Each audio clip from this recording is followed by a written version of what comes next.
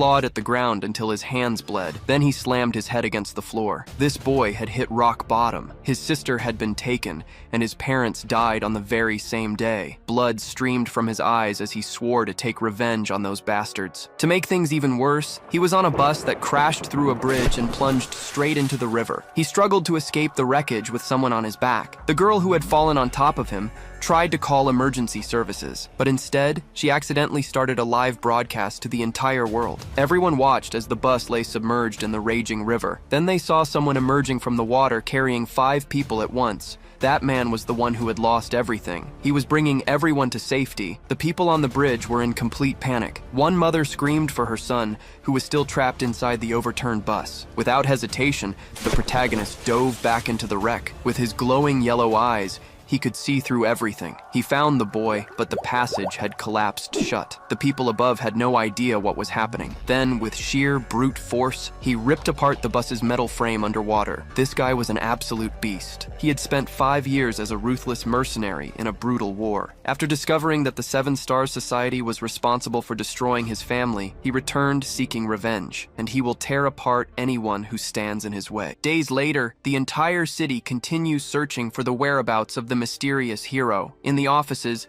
people comment on the wanted poster they spread around. The reporter then asks if anyone managed to find the accident hero. At that moment, the company receives several calls from people with supposed information about him. But annoyed, the boss hangs up the phone and complains that everything is a prank. Tired, the reporter regrets having suggested this search for the hero. Looking to the side, she complains that all the information is completely false, because everyone is just cosplaying him on social media now. Suddenly, she receives a notification of a new email on her computer. Without much hope, she looks at the screen and seems quite discouraged. With her back to her colleague, she calls him over to show the news. Warning that she's leaving, she grabs her things and runs to the door. Not understanding, the colleague asks where she's going in such a hurry. But on the computer screen, he sees the hero's photo and understands. Alone on the road, a car drives through the city during the dark night. Driving down the road, a solitary car follows its path during the dark night. On the phone, the reporter confirms she's arriving at the agreed meeting place. Then, she speeds down a long, empty road in the middle of the forest. Getting closer, she finally spots the sign pointing to the cemetery. Soon after, she parks the car and prepares to meet her informant. Showing the photo, she asks the man if he is Akiyama Takeru. Taking off his cap, the guy confirms his identity with a smile on his face. Remembering the past, he says he saw the hero there a few months ago. Besides that, he spent the whole time drinking alone in front of the grave. After the conversation, she goes to the grave that belongs to the Yanagimoto family. Looking at the tombstone, she focuses to understand what happened there. Checking the information, she realizes that grave was made in June. Remembering the accident, she recalls the strong smell of alcohol coming from him, and she also recalls that his clothes were completely covered in mud. Putting the pieces together, she finally understands the reason for all of that. Turning to the man, she asks if he knows who is buried there. Walking through the grass, she says she's also looking for the owner of the grave. In the newspapers, the search for the bus accident hero continues strong. For having saved so many lives, it was announced that he will receive a reward. Besides that, whoever gives information about him will also earn millions of yen. Walking down the street, he thinks they should have already realized who he is. Looking to the side, he laments that his body isn't in good shape. In his hideout, he says he set a trap to attract his enemies. Analyzing a wallboard, he believes that way he'll be much safer for now. With a serious look, he suspects they have a very powerful sponsor. Then, he decides he's going to use him as bait to come to him. Looking at the wallboard, he says if he does that, he'll succeed, because that way he'll be able to find new clues about Mei's whereabouts. Walking down the street, he tries to remember the exact location of his meeting. Suddenly, he hears a cry for help and stops startled in the same place. Looking back, he tries to figure out where that cry for help came from. Standing alone on the street, he sees a man approaching with a car. With a strange smile, the man thanks him for making the job easier. Nearby, several thugs surround the area with their luxury cars. Meanwhile, the gang boss waits for his men to bring his target. In the alley, they grab a man to take to the gang boss. Talking about the past, one of them reveals he sold a girl out of boredom. On the table, a used syringe shows what they did to the victim. Another man brags that they overdid the dose, but that it was very fun. In a dark room, a woman is lying completely unconscious on the bed. Waking up slowly, she finds herself in an unknown and strange place. With a malicious smile, a man says he has fun with women. Holding her face, he warns that favor won't come free. With her eye hurting, the girl remembers what happened before. Suddenly, the man asks who she is, as if he didn't recognize her. Looking around, the man realizes he's completely surrounded by the thugs. At that, all the gang members approach to attack the hero. With a serene look, he just stares at the group approaching him. Beside him, the thugs wait for orders from their boss to start the fight. In the alley, the man continues holding the girl by the neck tightly. With a smile on his face, he says, "They're all trash." Then, he approaches the boss and stares at him with contempt in his eyes. Provoking, he asks if they're cowards and stares at them with a smile. Irritated by the provocation, the boss prepares to throw the first punch. Without hesitating, he advances and tries to land a hit on his opponent. But the hero defends himself and an exchange of blows begins between them. Meanwhile, the thugs watch the fight and mock the lone hero. Screaming with rage, the boss demands he repeat what he said before. In the same instant, the hero manages to catch his blow with one hand. Squeezing hard, he begins to crush his opponent's hand. With a scream of pain, the gang boss feels his arm break. Seeing the scene, the thugs prepare to attack the hero altogether. Even with his broken arm, the boss advances for a new attack. Taking a step forward, the hero prepares for the counterattack. With a quick blow, he strikes his opponent right in the stomach. With the force of the blow, the gang boss feels the air leaving. Being thrown far, he crashes hard against the concrete wall. Fallen on the ground, the gang boss lies motionless and seriously injured. Standing in the middle, the hero stares at the other thugs who remain there. Looking from above, all the thugs surround the hero with their cars. With a smile on his face, he says it was all self-defense. Facing the group of men, Ken explains that he'll only defend himself from this unfair accusation. Noticing his stance, the men in front tense up and start sweating. Then, a superior shouts, ordering all his men to advance against him immediately. With a slight smirk, Ken calmly prepares for the confrontation coming his way. The first thug charges forward with everything, trying to land a direct hit on his face. Dodging easily, Ken evades the attack while his eyes begin to glow intensely. In the same instant, he grabs the man's head with impressive force and immobilizes him. Right after, he slams the thug's face into the ground with a truly devastating impact. Seeing his companion on the ground, another man pulls out a knife and runs in his direction. Getting close, he tries to stab Ken's neck with the sharp blade, but Ken simply grabs the attacker's face, stopping the attack with just one hand. With a single movement, he throws the man away, knocking down all the other thugs. Switching scenes, Kronos and Zeus notice someone's causing a huge commotion nearby. Meanwhile, outside, the noise of the fight intensifies between the cars and containers. Because of this, Kronos orders one of his subordinates to go there and solve the problem. Accepting the orders, the man prepares to head to the commotion outside. Walking toward the noise, he realizes the intruder seems pretty strong, but upon reaching the location, he's completely shocked by the scene he finds. Looking around, he sees his companions defeated and scattered everywhere. Meanwhile, Ken just cleans his hands amid the bodies of the fallen men. Getting furious with that, the man approaches to confront Ken face to face. In the same instant, he angrily asks who's responsible for that mess. Turning slowly, Ken faces the man with a very calm smile on his face. With a smile, he replies that he was a civilian passing by who heard the noise. Not believing the answer, the man stomps firmly on the ground and advances in his direction. Shouting angrily, he tells Ken not to get cocky just for winning. Then he tries to land a powerful blow, aiming right at the middle of his face. However, the attack stops in the air before even reaching its target. With quick reflexes, Ken blocks the blow using only the palm of his hand. Right after, he grabs the man's face, covering everything with his huge hand. Releasing a dark aura, his eyes glow red as he prepares his powerful attack. Then he lands a devastating blow that throws the man violently far away. Flying through the air, the man's body goes in Zeus's direction, who's shocked.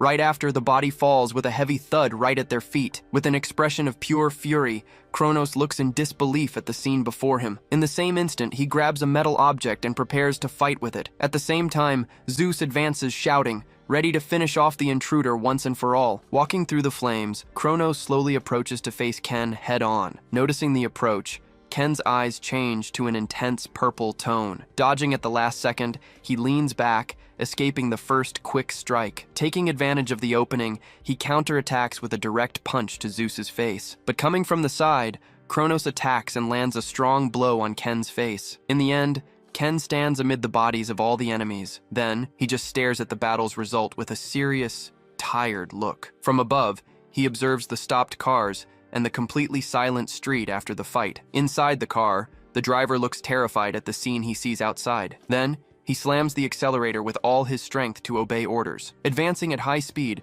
the car goes full force in Ken's direction to run him over. In the last second, the vehicle approaches him for a direct hit, but Ken remains standing in place, facing the oncoming car without fear. Right after, he hits the car with a powerful blow, destroying its entire front. With the impact, the driver is thrown to the side and hits his head violently. With a smile, Ken faces the man with his eyes glowing in a golden tone. Next, he shoves his arm through the car window to grab the driver. Grabbing him by the collar, Ken yanks him out of the car with great ease. Holding tight, he lifts the man in the air, who screams in complete desperation. Without hesitating, he lands a devastating blow right in the middle of the man's face. With the punch's force, he's thrown to the ground with great violence and brutality. Fallen on the ground, the man trembles with fear while looking up, totally terrified. In front of Yugo Mizukami, the driver kneels and begs for his forgiveness. With a dark smile, Ken says not to worry because he'll spare his life. Looking into his eyes, the guy seriously promises he won't take his life. Switching scenes, Aoi Miyahara suddenly wakes up with a big, unexpected start. Right after, she looks around and doesn't recognize the place where she is at the moment. Then, Ken approaches and asks the girl if she finally woke up from her sleep. With his back to her, he just tells her to stay quiet and wait for everything in silence. Turning his attention to the man, Ken warns that all of this will end very soon. Kneeling and trembling with fear, the man is now faced by Ken up close. Then, Ken orders him to hand over his cell phone, which is passed without hesitation. With the device in his hands, he confirms the man's identity as Yosuke Maida. Right after, Ken begins interrogating Yosuke about what his father's profession is. Scared, Yosuke reveals that his father is an important member of the national parliament. Then Ken asks if his father knows about the wrong activities he's been doing. Without waiting for the answer, he uses Yosuke's cell phone to call his father. In the same instant, a furious voice answers the phone, yelling at his own son. Hearing the scolding, Ken continues the call while Yosuke stays on his knees on the ground. With a smile, he interrupts the call to formally introduce himself to the guy's father. Continuing the conversation, he informs that he needs to tell about the crimes committed by his son. Listing the offenses, he accuses Yosuke of various crimes, saying he has proof from car cameras. On the other end of the line, Yosuke's father is shocked and asks if it's the police. Then he denies being a cop, explaining he was a victim of Yosuke and his friend's violence. Right after, he states he'll need financial compensation for what the guys did. Hearing this, the father yells at Yosuke, who can only apologize in complete desperation. Besides that, Ken mentions having proof of the hit-and-run attempt and that the victim is there. Then, he demands 100 million yen and a promise not to hurt the victim. Faced with refusal, Ken threatens to broadcast everything live, forcing the father to negotiate the amount. With the phone ready, he says he can start anytime, he just needs to choose the title. Explaining his tactic, he says his father would cover up any normal complaint to the media. With no more patience, the father asks Ken to say at once what needs to be done. Finally giving in, the father promises to prepare the money and not involve the victim anymore. With a satisfied smile, Ken sets up a meeting to finalize the agreement with his father. Call ended, he throws the cell phone on the ground next to the kneeling man. Turning his attention to the girl, he approaches her as she waited sitting on the couch. Looking at her, he says going home now won't solve the problem. Hearing that, Aoi gets worried, not understanding what he meant by that. The next day, a man arrives by car to deliver the agreed payment. Arriving at the location, two men hand over a briefcase full of money directly to Ken. Opening the object, he confirms the case is full of bundles of bills. Holding the briefcase handle, Ken prepares to take the next step of the plan. Then, he throws the briefcase with all the money in Aoi's direction, and she reacts. Not understanding anything, she wonders if he's really giving her all the money. With a smile, Ken says she doesn't need to thank him, because he didn't talk to her father. Still confused, she holds the briefcase while he says he didn't help her out of kindness. Insisting, she states he saved her life, but Ken just smiles at the comment. He walks away and says he's just a passing criminal. Slamming the table hard, the politician shows all his anger and great frustration. With his political career at risk, he swears he won't let this slide easily. Then, he grabs his cell phone and immediately calls a contact named Yugo Mizukami. Answering the call, Yugo hears the request for him to take care of a man. For the dirty work, the politician offers a reward of 50 million yen in cash. Then, Yugo gets interested in the matter and asks for more details about this man. Smiling sinisterly, he clearly accepts the proposal to hunt the new target. In a flashback, one man alone saves all the passengers from a serious plane crash. Watching the recording, a man doubts the low-quality image is really him, but a woman confirms it right away, recognizing his face and his characteristic movements. Remembering his presence well, she recalls she could never forget that person. At that, One of the men slams the table, furious that he didn't die in the field. Totally shocked, he questions how that man managed to return after being gone so long. Then a woman says there's no time for panic, as they need to discuss countermeasures. Sitting in his chair, one of the men agrees, saying reporting would be useless for all of them. Right after, the woman decides they'll have to deal with this whole situation themselves. Turning to the side, she questions why Yugo is on the phone at a time like this. On the phone, he responds that he just sent someone to politician Maida's house. Right after, he explains that his son got into a fight with some thugs. Interrupting the conversation, Kronos tells everyone to focus on the main topic of this important meeting. While showing a news story, he asks what everyone thinks the hero will do now. Very worried, a man says he doesn't know, but that he might raid their headquarters. Biting her nails nervously, the woman says he's not a reckless fool. Biting her lip hard, she concludes he's looking for very powerful allies. Changing scenes, Aoi Miyahara rings the doorbell of a house on a very sunny day. Hearing the noise, Ken opens the door to see who's outside. Getting surprised, he finds Aoi standing right in front of him, looking at him fixedly. With a determined look, Aoi says she finally managed to find him after so long. Asking how she found him, he hears that she's been there several other times. With his arms crossed, he asks what she came to do at his house. Gesturing with her hands, she denies she's there to do an interview with him. Looking down, she explains that as a reporter, she said things she didn't want to say. Standing in front of him, she says she just wanted to genuinely thank him for all the help. After the statement, the two remain silent for a moment, just staring at each other. Breaking the mood, she asks to borrow his phone quite unexpectedly and quickly. Typing on the device, she asks why he disappeared without leaving any kind of contact. Looking at the screen, she gets confused by what she sees on his phone. Looking at the screen, she sees his contacts are divided into 3 different groups. At that, Aoi gets thoughtful while trying to understand that strange contact organization system. With her finger on the screen, she points to the last 2 and strangest categories. Then she asks what the difference is between the groups of who he calls and who answers. Taking the phone back, Ken explains the difference is who initiates the call. Because of that, she understands that the people he calls are the most important. With his arms crossed, Ken continues standing at the door while observing Aoi's reaction. Right after, she asks about the opposite group and gets embarrassed, thinking she was insensitive. But Ken runs his hand through his neck, denying she asked a wrong question. With a serious look, he explains they're people he can't refuse. At that, she offers to update her contact on his phone, but he says it's fine. With a smile,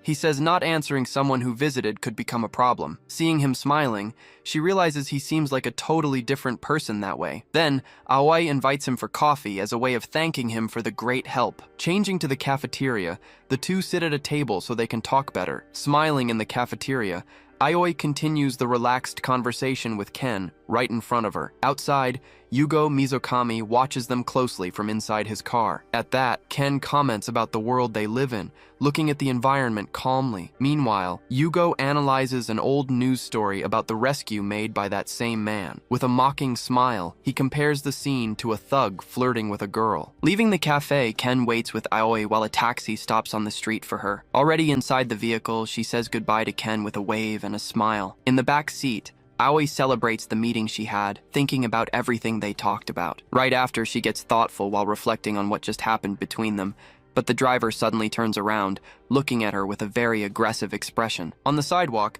Ken notices something strange as the taxi speeds away down the street. Feeling something's wrong, he looks carefully in the direction the car went. At that moment, a group of people approaches him, walking in his direction along the sidewalk. Then Yugo Mizukami tells him not to worry, stating they're not suspicious people at all. Next, a man hands over a business card, introducing himself as an investigative agency. While Ken stares at the card, the man says he received a complaint about an assault. With a crooked smile, he asks for Ken's cooperation to solve the case. Taking the card, Ken pretends to regret the terrible thing that happened to the poor students in town. With a scary smile, he says he'll cooperate with the investigation of the case. Then, the men take Ken to an empty, dark park so they can talk better. Walking through the park, the man tells how the students were suddenly attacked by someone. Cleaning his ear, Ken questions if they didn't do something to deserve the attack. Stopping walking, the man accuses him of using thugs to play victim. Turning to Ken, he says he has good news and bad news about the case. Then he reveals the good news is the client doesn't want to kill him. The bad news, he says, as the group surrounds Ken under a streetlight. At that moment, he pulls a gun from his coat and loads it right away. Pointing the gun, he says, Ken's annoying conversation made him nervous. With the gun pointed at him, Ken says he needs to ask just one thing before everything. With a smile, the man tells him to say what he has to say already. Looking to the side, Ken prepares to ask an important question to the man. At that, he questions if the thug had already informed the client about his capture. With the gun still pointed, the man stays silent for an instant, thinking about the answer. Smiling cruelly, he responds not yet, as he's planning something else first. Seeing the opportunity, Ken's eyes shine and he finds that very convenient. Noticing the change, the man gets completely shocked and afraid of that situation. In panic, he pulls the trigger of his gun, firing at the target in front. Dodging the shots, Ken runs in a zigzag to approach the shooter quickly. Getting very close, he grabs the man's gun with his hand at high speed. Right after, he forces the pistol barrel into the shooter's mouth, disarming him. Then, the man throws the gun away and advances, trying to land a hit on Ken. Without any difficulty, Ken holds his fist, stopping the attack with just one hand. With a single strike, he throws the man far away, who flies through the air. Then his body falls hard on the ground, while the other thugs just watch. Seeing their leader fallen, the other two men pull out their knives to attack at the same time. Advancing together, the two thugs run with knives in hand to attack Ken. Noticing the approach, Ken's eyes shine intensely as he prepares calmly. But the first man is stopped easily, with Ken holding his arm with one hand. Then, he lands a devastating blow to the thug's face, throwing him far away. Spitting blood from the impact, the man is knocked out right away with that strike. Meanwhile, the other attacker's knife falls to the ground, leaving the man completely unarmed. At the same instant, Ken picks up the knife from the ground to use it against the opponent. Holding the blade firmly, he prepares to attack the last man still standing. Right after, he throws the knife with incredible speed in his target's direction. With perfect aim, the knife hits the man's ear, who gets completely terrified. At that, the last thug falls, leaving only the leader watching everything from the ground. Then, Ken walks toward the fallen leader with a serious and very cold expression. Picking up the gun from the ground, he says the good news is he won't kill him. Right after, he cocks the gun, preparing to reveal what the bad news is. With a scary smile, he says he won't kill him, emphasizing the word well. Pointing the gun, Ken warns he'll count to 3, giving one last chance. At that, the thugs fallen on the ground start bleeding heavily from the wounds received. Seeing that, one of the fallen men looks with pure dread at the scene. Meanwhile, the leader agonizes on the ground, feeling the weight of his great defeat. At the end of the count, Ken points the gun right in the direction of his final target. Noticing the man's silence, Ken presses the gun against him to get an answer. Then he warns that trying to buy time with silence won't do any good. Seeing the man still on the ground, Ken continues to provoke him with his very direct questions. Right after, he approaches and asks if he didn't hear his clear order. With a cold look, he continues staring at the fallen man, waiting for a single answer. At that very moment, the man screams desperately, begging him to wait just a moment. But Ken simply ignores the request and places his finger directly on the gun's trigger. Then, a shot is fired, hitting the streetlight lamp and scaring the man badly. Startled, the man screams in terror as blood drips from his wound. Totally defeated, he lies on the ground, unable to show any of his previous reactions. Gritting his teeth, he finally gives in to the pressure and agrees to his demands. Next, he promises he'll never appear in front of Ken again, but Ken says he doesn't want the money, offering even more for what he needs now. With his hand extended, he orders the man to hand over his phone immediately. Terrified, the man begs, knowing that Ken wants the contact of whoever hired him. Noticing the refusal, Ken offers double the money for him to hand over the phone. With wide eyes, the man wonders if Ken knows who the client is. Taking a step forward, Ken continues to pressure the man with his intimidating presence. Without answering, he simply asks if the man thinks the Seven Stars Society is any different. In shock, the man questions how he knows that, and if he did all this even knowing. He then explains that messing with them is the same as becoming an enemy of the state. After all, the organization controls politics and the media with its power and great influence. Besides, they possess enormous wealth, with piles of money and gold bars. Even the president, he says, is nothing more than a pawn in the organization's hands. And no one, he claims, can face the 7 members, especially Yugo Mizukami, the most feared. Terrified, he warns that if Ken continues, his life will be in constant and immediate danger. Ignoring the warning, Ken yawns and cleans his ear, showing his total disinterest in the matter. Crouching down, he says he appreciates the advice, but this isn't a negotiation. With a serious look, he says there's only one choice, which is to hand over the phone. In the end, he presses the gun against the man's ear, repeating his question one more time. Pressing the gun to his ear, Ken says his ears seem to be clogged. Right after, he points the gun at his eye, questioning if there's something there. With the gun pointed at his face, the man is completely without any reaction, Smiling in a frightening way, he offers to clean everything for the man. Frightened by the threat, the men begin to flee desperately from that dangerous place. Meanwhile, moths fly around the only light on in the dark park. Running without looking back,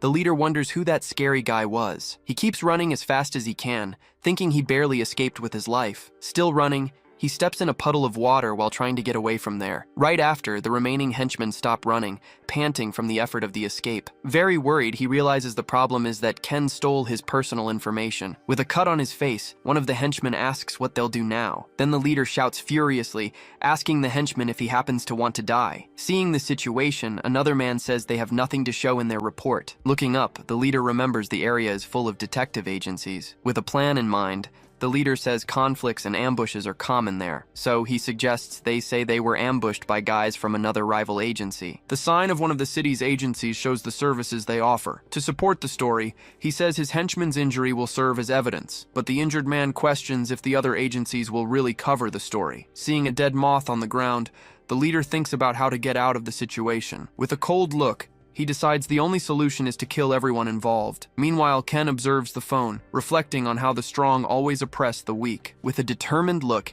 he prepares himself for what will come next in that city. Changing scenes, he goes to a hospital for a consultation with a doctor. Entering examination room 7, Ken sits down to talk with the professional. Analyzing the tests, the doctor is surprised by Ken's body condition. With a smile, Ken asks if his state is that bad, even though he already knows. Looking at the results, the doctor says his body seems like someone in their 70s. Then, Ken asks if fighting is out of the question, but the doctor simply denies it. The doctor warns that if he fights, his fist will break, not his opponent's face. Listing the problems, he mentions pulmonary emphysema, obstructive disease, and severe memory problems. Besides, his cell replacement is at the final stage, the perfect moment. That's why he went to an organization hospital, because now all that's left is to wait. Changing scenes, an elegant man walks down a dark corridor carrying an envelope. With the package in hand, he continues his way to the final destination of that delivery. Then, he opens a door and enters a room completely illuminated by light from outside. Standing at the door, he prepares to meet the people waiting for him inside. Seated at the table,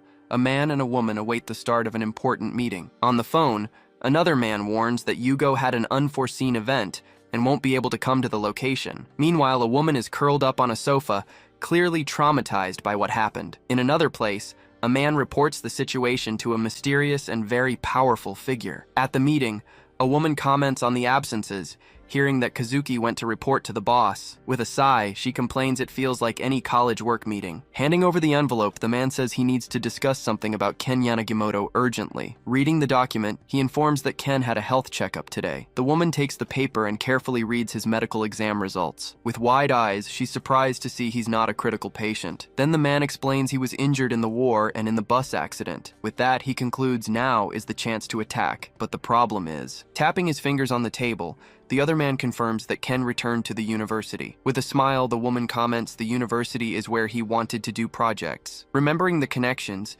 she mentions the organization has a strong group on the university campus.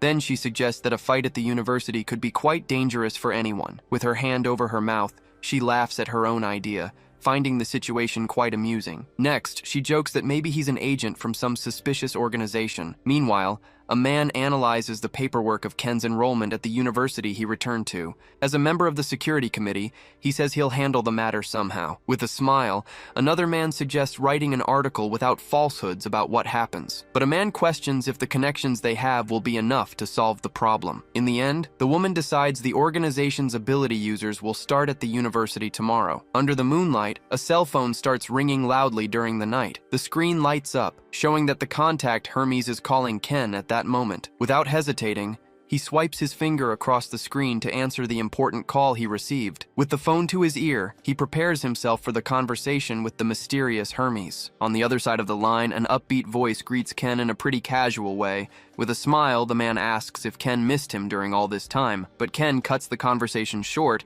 and asks directly about May's case. His cousin. Laughing at the coldness, Hermes says the case will take time and he has other information. Then he reveals that a person named Kuniyama Aki might have some clues about the case. Worried, Ken asks if Aki got dragged into the situation and if she's in danger. With his finger on his chin, Hermes thinks about how to answer such a delicate question. He explains that she's in the country, but getting to her is pretty difficult. Although it's close, the place is hard to access and very well protected against intruders. In the end, he says that Ken has business there. Unlike most people, with his hand on his forehead, Ken gets confused and asks Hermes to be more direct. Being direct, Hermes says she was captured by the Seven Star Society, to his shock. Hearing the news, Ken grips the phone tightly, feeling immense anger. Standing in the middle of the darkness, he's in shock with the revelation he just heard. Distant, he continues the call, trying to process the information he received from that call. In his room, the phone stays on the call while Ken deals with his own thoughts. At that very instant,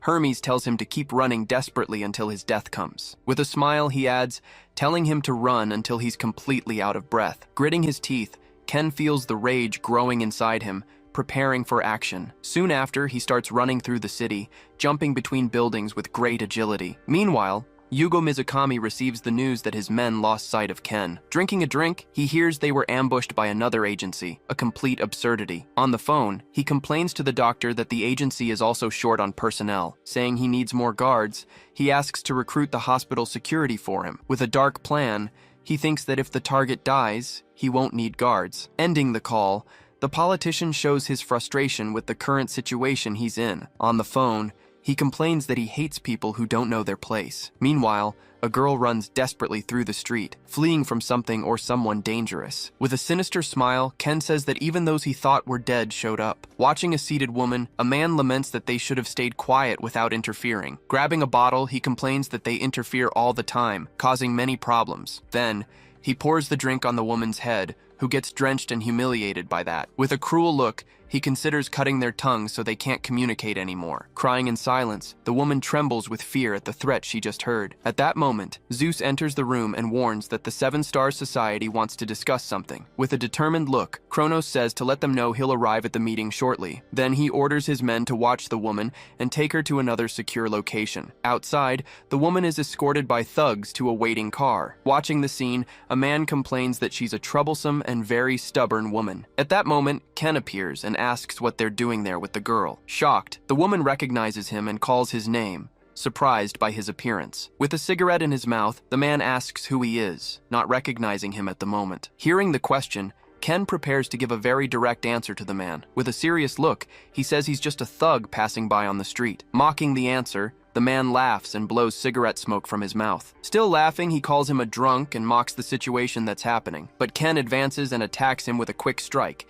giving him no time. With the impact, all the thugs are thrown back with impressive force. Flying through the air, they're defeated with a single powerful blow from Ken. Fallen on the ground, the leader hears Ken say he likes the idea of being a drunk. Then, he orders them all to drink until they pass out and can't get up anymore. Next, he orders them to get drunk and cause a lot of trouble everywhere. Hearing the orders, one of the thugs gets tense and looks to the side, worried. Furious with the humiliation, he gets up and advances to attack Ken with rage. Running in his direction, he tries to land a direct hit, but Ken dodges easily. Immobilizing the man, Ken whispers in his ear about everyone's current situation. Then he throws him against the car, landing a strong blow to his head. With the impact, the man is hurled and slams hard into the car's hood. Standing near the vehicle, another man pulls out a knife and prepares for combat. Advancing with the blade, he tries to attack Ken, who just watches the movement coming. But Ken grabs his head with one hand, stopping the attack quite easily. With the other hand, he grabs his hair, ready for the next move in the fight. Then, he slams the man's head into the car, saying one shouldn't hit. With another blow, he complains that hitting your head on others is a terrible habit. Bleeding heavily, the man is held by the hair, completely without any reaction to the attack. With the thug's face bloodied, Ken lifts him up and stares at him up close. Then, he throws him to the ground, saying drunks should just sleep in silence. Hidden, the woman watches everything and calls out for Ken, worried about what's happening. Turning his face, he sees her and prepares to go meet her there. Opening the door, she faces him and complains that he took too long to arrive. Holding her hand, Ken approaches to be able to talk better about the situation. With a worried look, he apologizes and takes the blame for everything that happened. Looking down, the woman reveals she had to escape to the neighboring country to the north. Surprised, Ken hears that she heard Mizukami talking about her escaping from his control. In a flashback, Yugo Mizukami says her escape would be a big problem for everyone. Then he slams the ashtray on the table, furious that she escaped from his hands. With anger, he complains that the girl is causing more problems than expected. With a look of contempt, the the woman says that if she had been wrapped up more. Hearing everything, Ken concludes it was the Seven Stars Society that killed his uncles. Worried, he says she needs to go to a safe place, but she refuses. Then she reveals that her mother is being held hostage in a hospital of the organization. Holding her hand, Ken says he understands the situation and promises to help save her. With determination, he swears that one day he'll rescue her and her mother from their clutches. With a tear in her eye, the woman says she'll be fine while she's with them. Smiling, she explains that no other organization will dare target her while she's there. With a smile, she says she's more worried about Ken than about herself. Looking at him, she remembers when he and May played together, like children. At that, Ken cuts the subject and asks what they'll do from now on. With a determined look, he explains he needs to investigate some things and find important people. For that, he decides he'll enroll in the university again to start his investigation. Analyzing a pile of documents, he discovers crucial information about his target's current state. Holding an envelope, the suited man confirms that his opponent really isn't in good condition. With a smile on his face, he realizes this is the perfect chance he's been waiting for, so he decides he'll take care of Yanagimoto Ken before he can fully recover. Being Chief Kondo Kazuki, he plans to use a loophole in the law to justify his action. Placing the papers on the desk, his superior asks what kind of agent he intends to send now. With a confident look, Kondo states he'll send 2 second-stage people for the mission. Crossing his arms, the other figure questions the possibility of them also being some kind of awakened. Looking out the office window, he admits that possibility really can't be completely ruled out. After hearing the response, his superior just processes the information in complete and absolute silence. Leaning back in his chair, he finally comments that this whole situation is a bit disappointing to him. Shifting to a sunny day, someone seems unable to believe what they're seeing there. Suddenly, a brown-haired man appears shouting, shocked to find someone he thought was dead. But Yanagimoto Ken just stares at the man with a tired expression, seeming not at all surprised by the reunion. Raising his hand to his forehead, the man asks where he's been during the last 5 long years. Standing in the hallway, Ken explains he traveled to study, while the other already questions him. Thinking about what would be dirty, Ken remembers the guy is referring to an old retaliation. Meanwhile, the dirty thing Ken really did was threaten a politician's son. Out of patience, Ken's friend asked him to stop with his word games. Changing the subject, Ken looks back and asks who those people standing there are. His friend then explains they're from Paradise and came from a northern country. Looking at the group, Ken questions if they're cosplaying as mobsters at the university, but his friend says the reality is worse, and Japan's international situation is complicated. Revealing the truth, he says a new energy can transform normal humans into awakened ones. Being the developer, Japan has now become a place flooded with several of these awakened. Because of this, underworld organizations started moving to seize power. So he concludes the group is here as spies, pretending to be a cultural exchange. Then he corrects himself and says the situation is actually a bit different from that. Hidden behind the pillar, he concludes they're basically the same thing as the mafia. That being so, 3 major groups are in play: Paradise, Pure Current, and Hanrang itself. He explains they made duels a rule, settling any complaint with a fight. Because of this, the student committee that should arbitrate everything ended up losing its authority. Finding it all a waste of time, Ken just ignores the crowd and keeps walking down the hallway. On the way,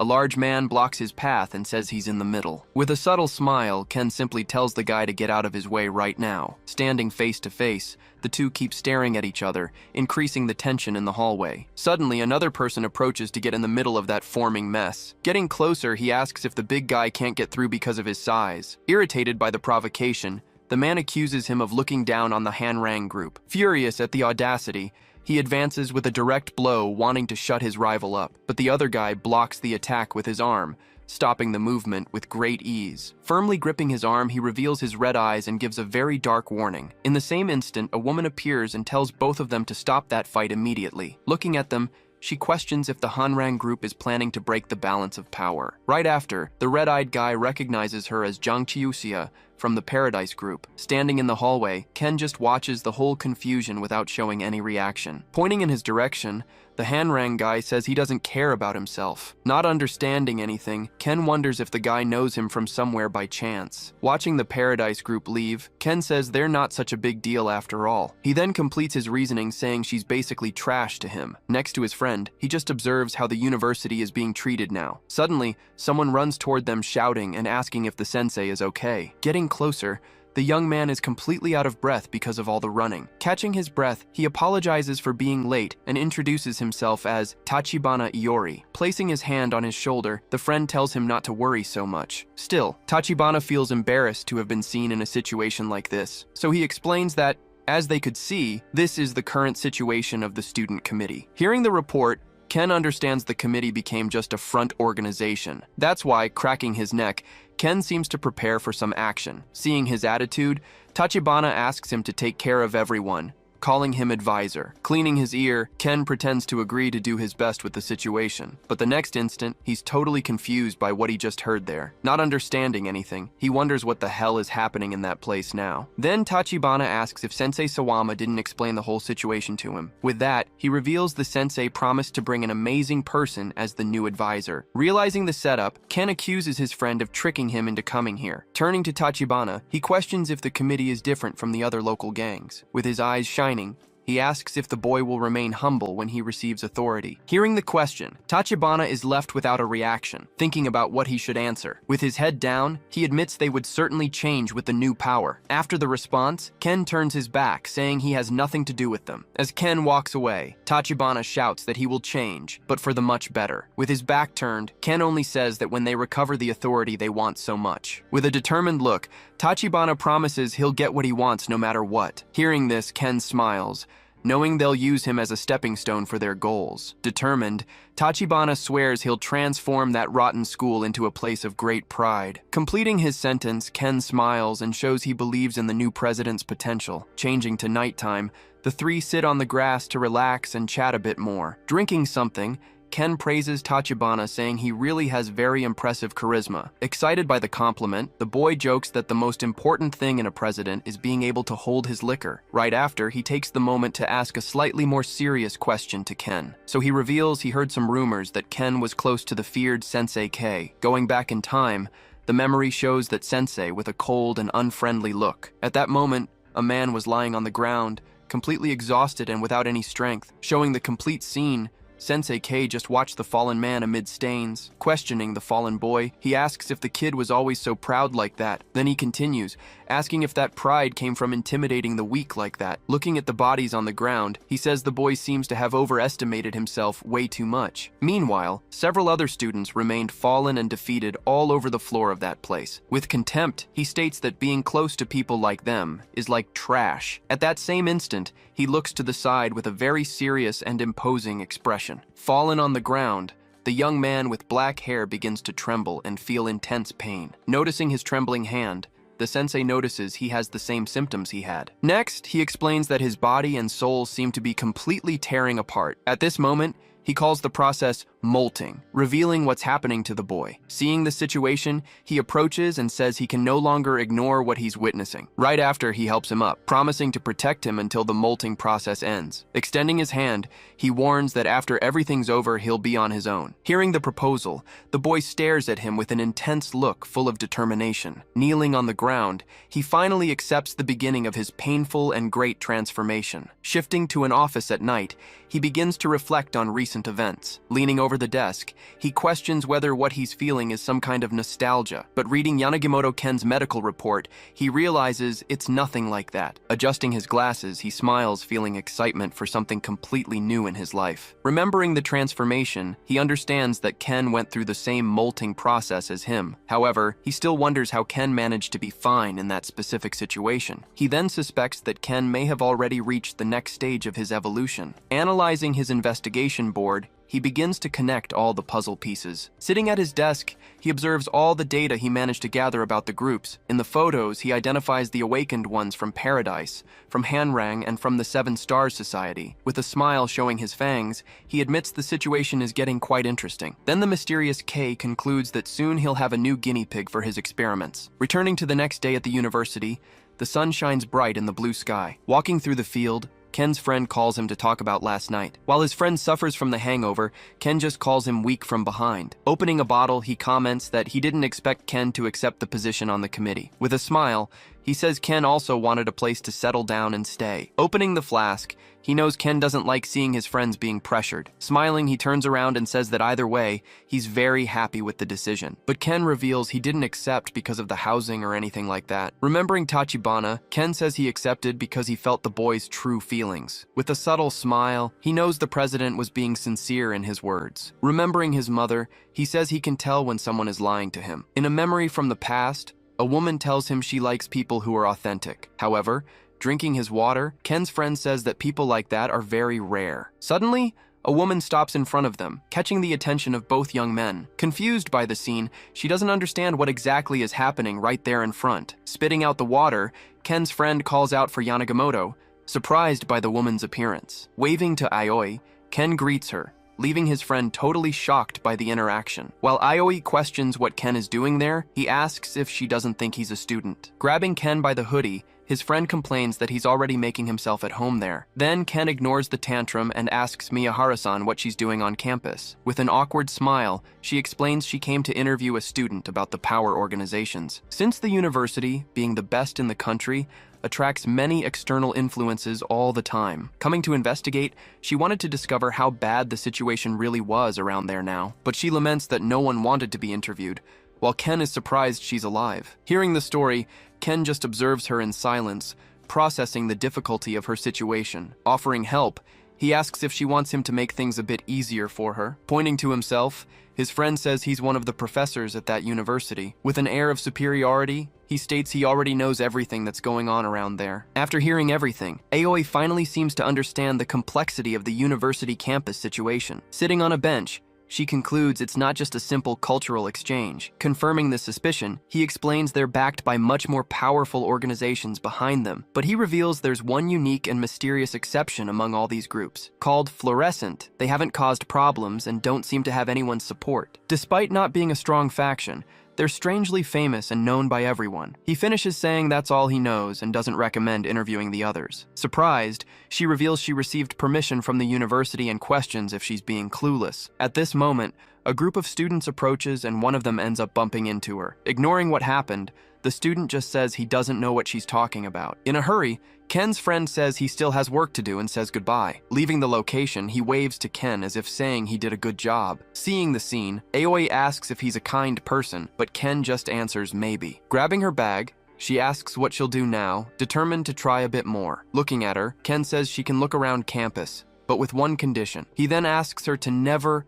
ever leave his side while they're in there. Misunderstanding, she asks if this means they'll have a date on the university campus. Meanwhile, a white-haired man asks where the reporter who's snooping around is. With a furious look, he wonders if she's someone who perhaps supports the committee. Observing the group, Ken warns Aoi that person is clearly an outsider. Clenching his fist, he considers her basically the same thing as any pest. Perceiving the threat, Ken's gaze becomes serious and much more focused on the opponent. Acting fast, he pulls Aoi behind him, protecting the girl from imminent danger. At that same instant, the white-haired man advances and lands a blow on the bench. Aoi's mouth drops open, completely shocked by the man's display of strength. Looking at the damage, he says the discipline code is a complete chaos. Then he warns that the student committee should just watch everything from afar, but Ken keeps staring at the man without showing any reaction, maintaining his usual calm. With a smile, he asks if Ken perhaps wants to resist against the powerful Paradise group. Ken just responds, asking why he should resist against their group. Getting close to her, the man says he should have said that from the beginning, but Ken explains that resisting is fighting not to have their rights stolen by them. Completing his statement, he warns that either way he won't take anything from her at that moment. Irritated by the response, the man asks what Ken just said. In the name of the committee, he finally declares an official duel against the entire Paradise group. Smiling with confidence, he just tells the guy to resist as much as he can now. On behalf of the committee, he finally declares an official duel against the entire Paradise group. Smiling confidently, he just tells the guy to hold out as long as he can now. Far from there, Tachibana Yori walks down the hallway while reviewing some of his important notes. In his notebook, he analyzes all the information he's gathered about the committee's new advisor. Jotting down the details, he concludes that despite everything, Ken seems to be a pretty reliable man. Even so, he still questions whether he can really trust the new advisor's reliability. Thinking it over, he decides he still can't draw conclusions and needs to wait and see. Suddenly, a colleague runs toward him, shouting that they have a huge problem. Turning around, he listens as the colleague tells him what the new advisor just did. Then he discovers, shocked, that Ken challenged the Paradise group to an official duel. Unable to believe what he heard, he asks what his colleague just said. In the courtyard, a crowd forms around Ken and his opponent to watch. In the middle of everyone, Aoi observes the scene unfolding with a very worried look. The white-haired man then picks up a large piece of wood that was on the ground. Wielding the weapon, he asks Ken what his terms are for the duel. With an eye patch, Ken says that if he wins, Paradise will be completely dissolved. Hearing the demand, the white-haired man gets an expression of pure hatred. With clenched teeth, he says there's a limit to any kind of mockery. But Ken only responds seriously that he's not joking at all. In disbelief, the man doesn't understand how a guy like Ken joined the committee. He then starts to say what would happen if he won the duel against Ken. At that very moment, Tachibana appears shouting for them to wait, trying to stop the fight. He explains that Yanagimoto-senpai entered the university yesterday and doesn't know the duel rules, but Zhang Xiuxia says he doesn't need any prior knowledge about duels. Crossing her arms, she adds that this only shows how uncultured the committee is. Desperate, Tachibana realizes that if the fight happens, not just the committee, but the campus. He then starts blaming himself, thinking it's his fault as committee president. Amid the chaos, he questions whether he should give up his position as the new advisor. While Tachibana is being held back, Ken just watches the whole scene with a very distant look. Turning to the president, he finally prepares to resolve the situation with his own hands. Pushing people aside, Ken heads toward Tachibana to talk with the president. Approaching, he asks if the kid didn't want everything to go back to normal around here. Facing the president, Ken questions whether he really wanted to restore order on campus. He then reminds the guy that he can't manage to do all of this completely alone. With his gaze lowered, Tachibana responds that he knows that better than anyone else. Hearing the response, a slight smile appears on Ken's face. Understanding the situation, taking a step forward, he turns and says, "It's fine to move forward." Meanwhile, Tachibana's colleagues blame him for the new advisor's reckless attitude. Placing their hands on his shoulders, they suggest it's better to remove Ken from his position. Clenching his fist, Tachibana realizes that if he does that, everything will have been in vain. But his colleagues insist, saying he needs to think about saving his own life first. Turning to them, Tachibana says that to achieve something impossible, you need an attitude. With a determined look, he states that they need to bet on something out of the ordinary. Taking the lead, he admits that Ken is a rude person, but he's the bet. On the other side of the courtyard, Ken just watches and awaits the president's decision. Supporting the new advisor, Tachibana tells everyone to trust him at least once. Returning to the duel, Ken pretends he forgot the conversation and asks what they were talking about. Irritated by the provocation, the white-haired man gets a look of pure rage. Gripping the wood, he says he demands exactly the same thing as the advisor. Then he decrees that if he wins, the entire committee will be completely dissolved forever. With a sadistic smile, Zhang Xiuxia tells her henchmen to beat the opponent without mercy. He then jumps and prepares for a top-to-bottom strike with full force. Advancing with the weapon, the white-haired man delivers a powerful blow in his direction. With a precise attack, he tries to hit Ken with the wood right in front of him. At the last second, Ken dodges with a quick movement and escapes the opponent's attack. In disbelief at the speed, the white-haired man doesn't understand how he dodged. Furious, he spins his body and tries to hit Ken with another quick and brutal blow, but Ken dodges once more, escaping a sequence of his fast attacks. With a focused gaze, Ken notices that the Seven-Star Society isn't supporting Paradise. Analyzing the scenario, he suspects that perhaps the Hanrang group is involved in the situation. Observing the group from afar, Ken sees that they're just watching everything happen. With Hanrang just observing, Ken realizes they don't seem interested in interfering in the duel. The fight continues intensely, with Ken just dodging the opponent's strikes in the courtyard. Laughing at the scene, a spectator comments that Ken isn't counterattacking, just always dodging. With arms crossed, another spectator just watches everything in silence, without saying a word. Irritated by the dodging, the white-haired man wonders how long Ken will continue. Screaming in rage, he tells Ken to stop dodging and running around the courtyard. Fed up with the situation, he charges at Ken, but is met with a strike. With a quick movement, Ken lands a direct blow to the opponent's face and takes him down. Fallen on the ground, the white-haired man is completely knocked out with just one blow. Crouching down, Ken picks up the wood that fell on the ground and says he'll borrow it. The crowd is in shock, unable to believe he defeated the opponent with one blow. Even the Paradise members are confused, wondering what just happened there. On the ground, the tip of the wood Ken holds starts to trace a circle. Thoughtful, Ken says the circle is a bit distorted, while an opponent advances. With the wood, Ken lands a spinning strike and stops the man's attack. He then lands a precise blow to the guy's face, showing all his strength. Continuing the movement, he uses the momentum to hurl the opponent far away. The man is thrown to the ground with the impact, completely defeated by Ken's blow. Fallen, he remembers that Jang Chiuxia ordered him to be beaten without any mercy. With gleaming eyes, Ken approaches, ready to beat him completely as ordered. Terrified on the ground, the man begins to tremble in fear of what will happen. With the wood raised, Ken prepares to attack while the man begs for help. In desperation, he screams for help, catching the attention of all the spectators there. The crowd watches horrified, hearing the cries for help and seeing the brutal scene. With arms crossed, one of the spectators just observes the scene, hearing the screams of "Stop!" The other Paradise members are also shocked by the violence they're witnessing now. Even Tachibana, the committee president, is horrified by the scene before him. While getting beaten, the man says that Ken is just doing what he was told. With the man defeated on the ground, Ken asks if that was enough for her. Stained with blood, Ken stares at Jang Chuxia, who watches everything with a look of hatred. With clenched teeth, she curses Ken, furious at the audacity and humiliation. With the wood, Ken draws a number 1 on the ground, but then erases it. Looking at the marks on the ground, he realizes he still needs to draw number 2. Complaining, he says having to redo everything again is really a hassle for him. Pointing at the group, he starts counting how many opponents still remain for him to defeat. He counts by 2s,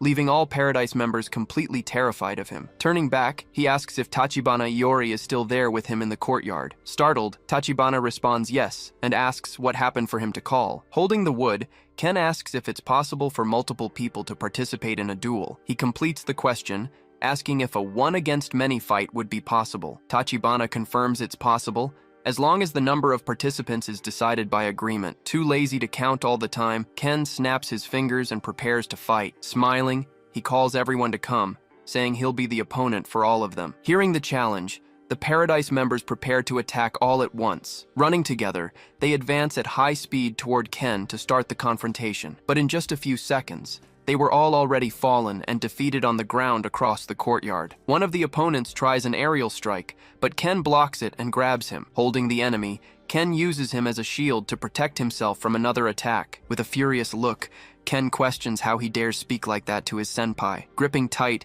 he crushes the man's face with his hand, showing all his strength. In the middle of the chaos, he keeps fighting several opponents at once. With the wooden stick, he prepares to land a direct hit on another enemy. He then delivers a brutal blow to the man's face, who screams in pain. Continuing the sequence, he hits another opponent with a spinning rapid strike. Without stopping, he strikes another enemy with a powerful blow to the chest. Surrounded, he keeps fighting, but 3 opponents manage to grab him from behind. Immobilizing his arms, they shout that they've finally caught their big opponent. Seizing the chance, another enemy advances with a staff to attack Ken while he's trapped. Shouting, the man leaps to deliver a final blow and end the fight. But at the last second, energy explodes from Ken, throwing all the enemies away. With everyone falling back, he says it looks like he'll have to teach them some courtesy. Gripping the staff tightly, he prepares to continue the massacre in the courtyard. With a spinning strike, he takes down several opponents at once with the staff. Facing the enemies, he says his senpai gave them time to play around, but instead of being grateful,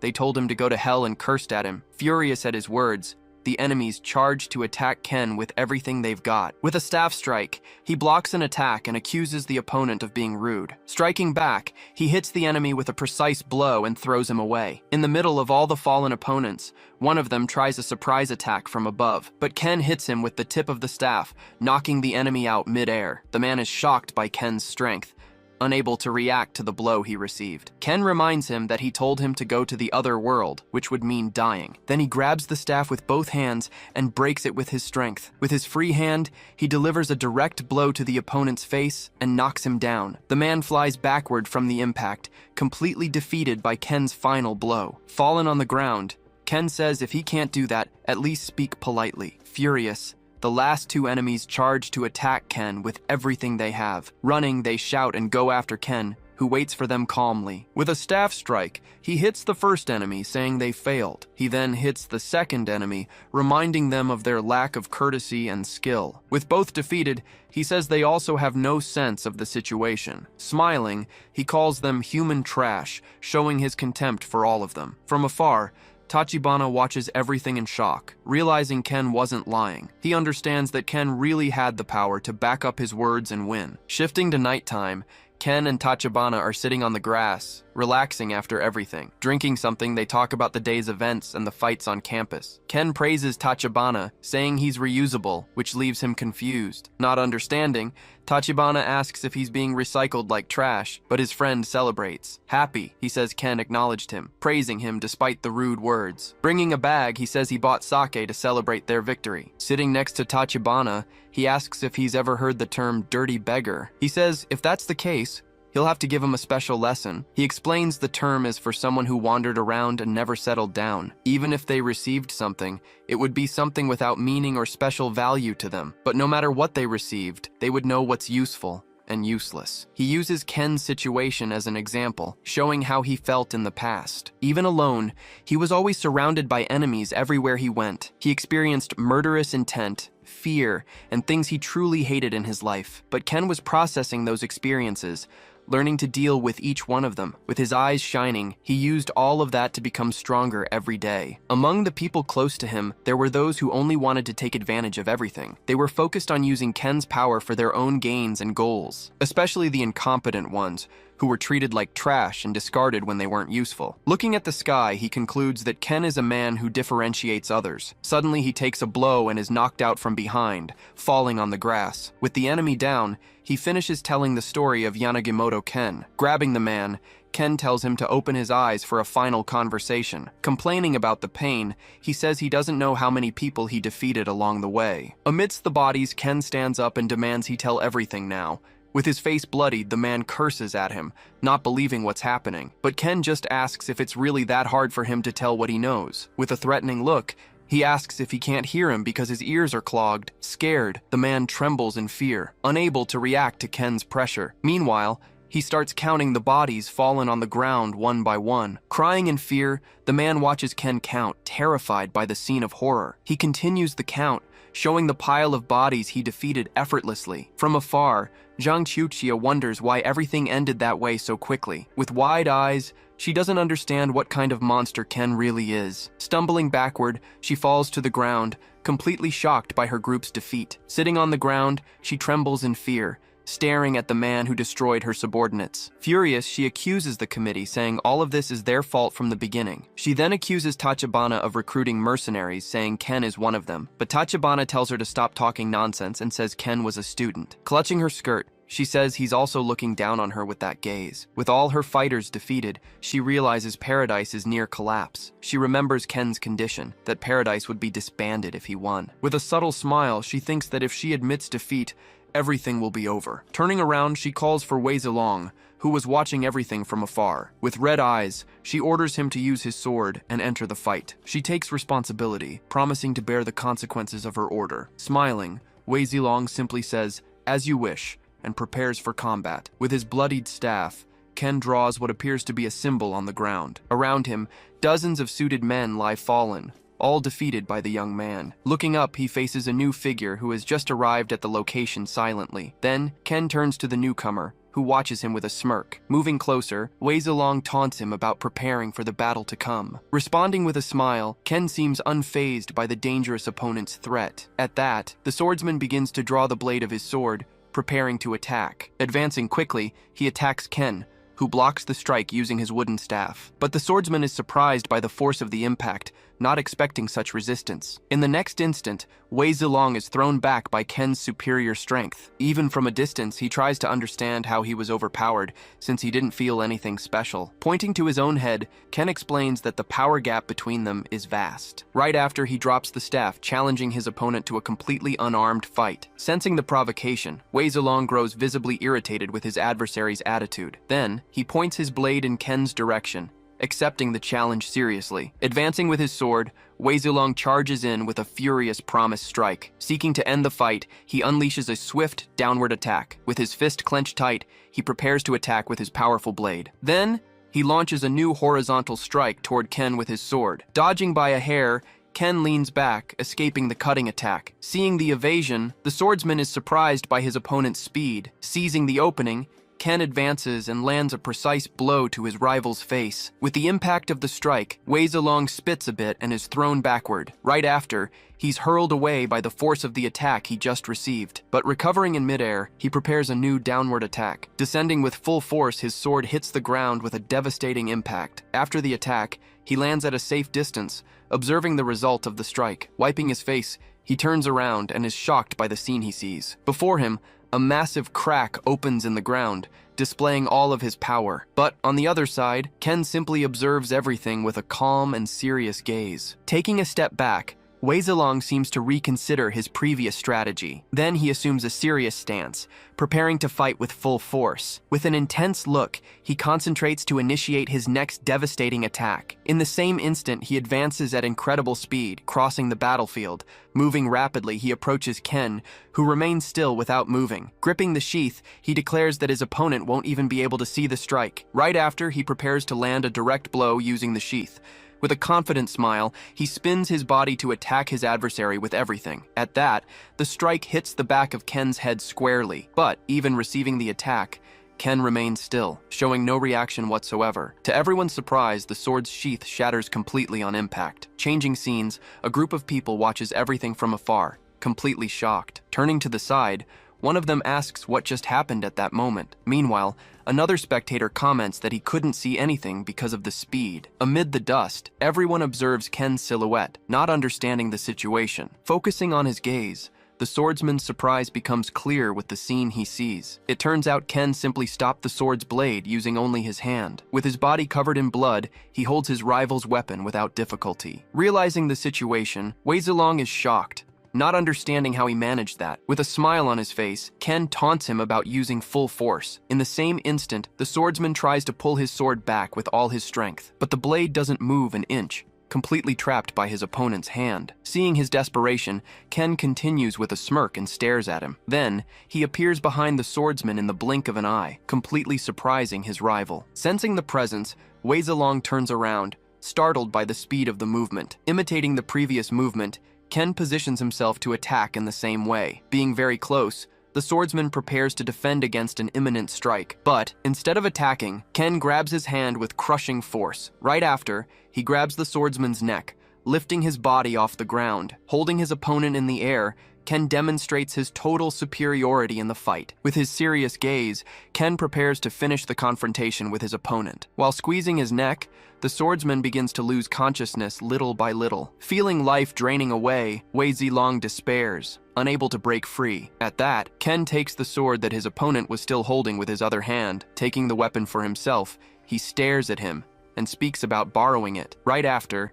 he releases his rival's neck, who falls to the ground without strength. Leaving his opponent behind, Ken turns and walks to the center of the location. Stopping near the number he drew, he prepares to test the new weapon. Then he raises the weapon and strikes it with full force on the ground. With the force of the impact, the blade shatters into several pieces instantly. Pieces of the sword are now scattered across the ground, beside the numbers on the floor. Looking at the broken sword, he shows his dissatisfaction with its low quality. Fallen on the ground, the swordsman hears the taunt and just watches him in silence. Analyzing the situation, Ken realizes he's not the true leader of the group. At that, he breaks into a smile, remembering an agreement he made previously. Watching from afar, the group's leader, Zhang Qiuqia, is completely without reaction. Seeing all her men on the ground, she realizes everything went wrong. Meanwhile, other people behind her begin to laugh at her humiliating defeat. With a dark expression, she fills with rage at the unexpected situation. Turning his attention to her, Ken asks if there are still more people to fight. With the provocation,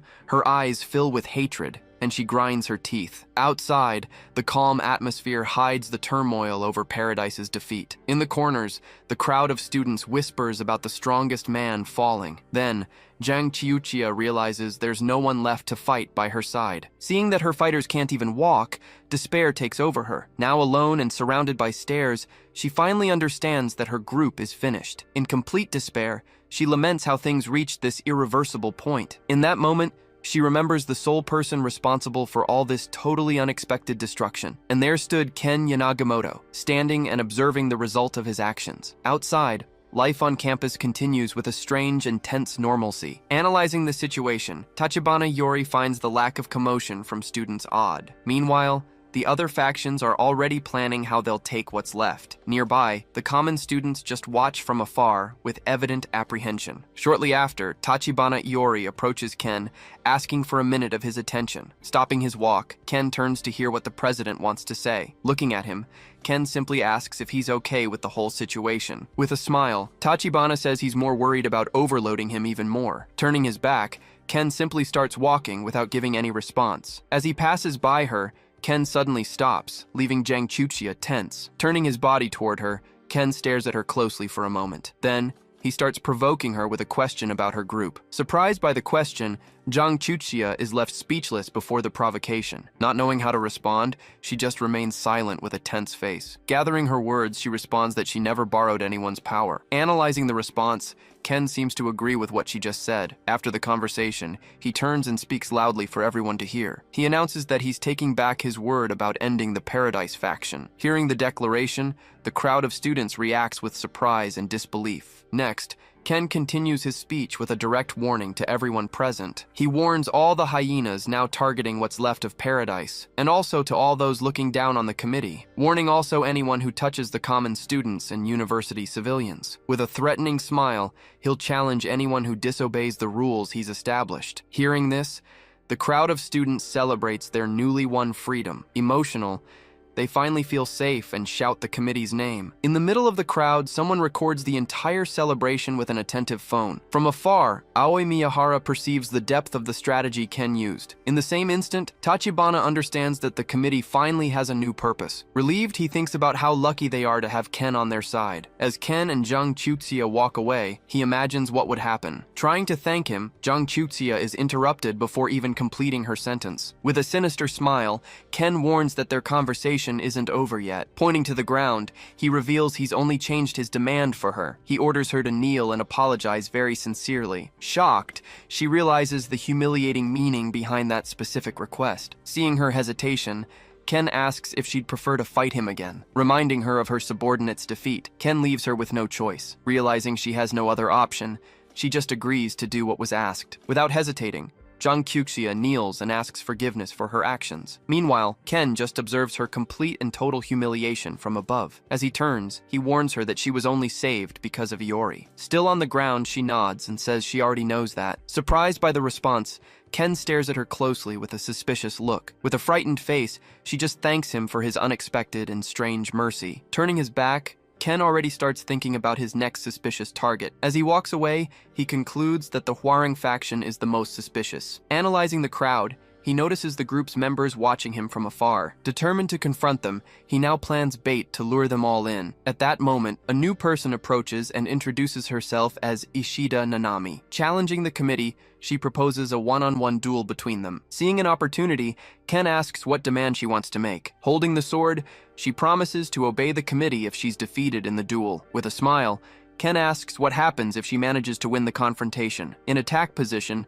she responds that she doesn't care about the final result. With a focused gaze, she states she only came to show her true strength. Advancing rapidly, she prepares to attack Ken with her unsheathed sword. Gripping the sword firmly, she approaches him at extremely high speed now. In a quick movement, she launches a sword strike in his direction. In the last second, Ken dodges the blow, losing only a strand of hair. Looking at the cut hair, he stops and decides to end the fight without retaliating. With her back to him, she just stands in complete silence for a moment. Shocked, she complains that the strike seemed to have hit very hard ground. Playing with the situation, Ken praises her skills as a good hairdresser. Turning to the crowd, he asks if anyone else wants a duel today. Thinking about the fatigue, he realizes what it's like fighting so many awakened at once. But suddenly, a Hwarang member advances and hits Ken with a strike. Supporting his hand on the ground, the Hwarang member slowly gets up. Rising up, he shouts to Ken that the fight isn't over yet. Then, another Hwarang member approaches to help his group partner. Together, they threaten Ken and offer to help him rest. Seeing the scene,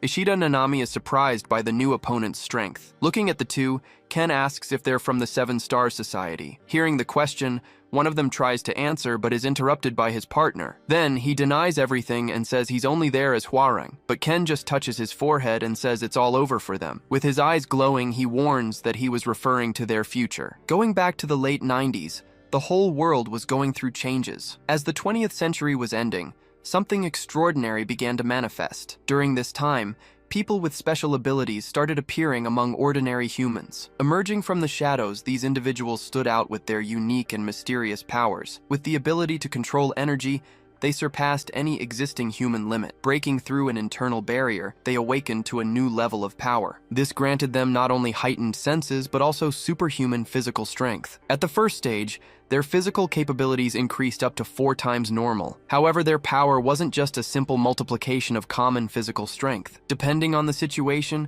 a single user was worth dozens or even hundreds of men. But all this absurd power also brought with it a terrible side effect. Over time, their bodies began to deteriorate from a phenomenon. Then, unknown pioneers brought a mysterious drug to solve this new problem. This drug not only prevented the collapse, but also easily created new users. From there, the creation and control of users became possible. Nations and organizations then began working to create their own users. Filling out forms, they searched for individuals with potential to become the strongest. But second stage ones were difficult to create even with national support. Producing these users was a challenge, requiring tremendous effort and resources. With them in the field, success was guaranteed in any mission they received. Coming back to the present, this was the logic everyone knew about the Awakened. Seeing their allies on the ground, their common sense was completely shattered now. In the middle of the crowd, one of them couldn't believe what was happening there. To him, it was absurd that someone could defeat second stage users so easily. But there was Ken,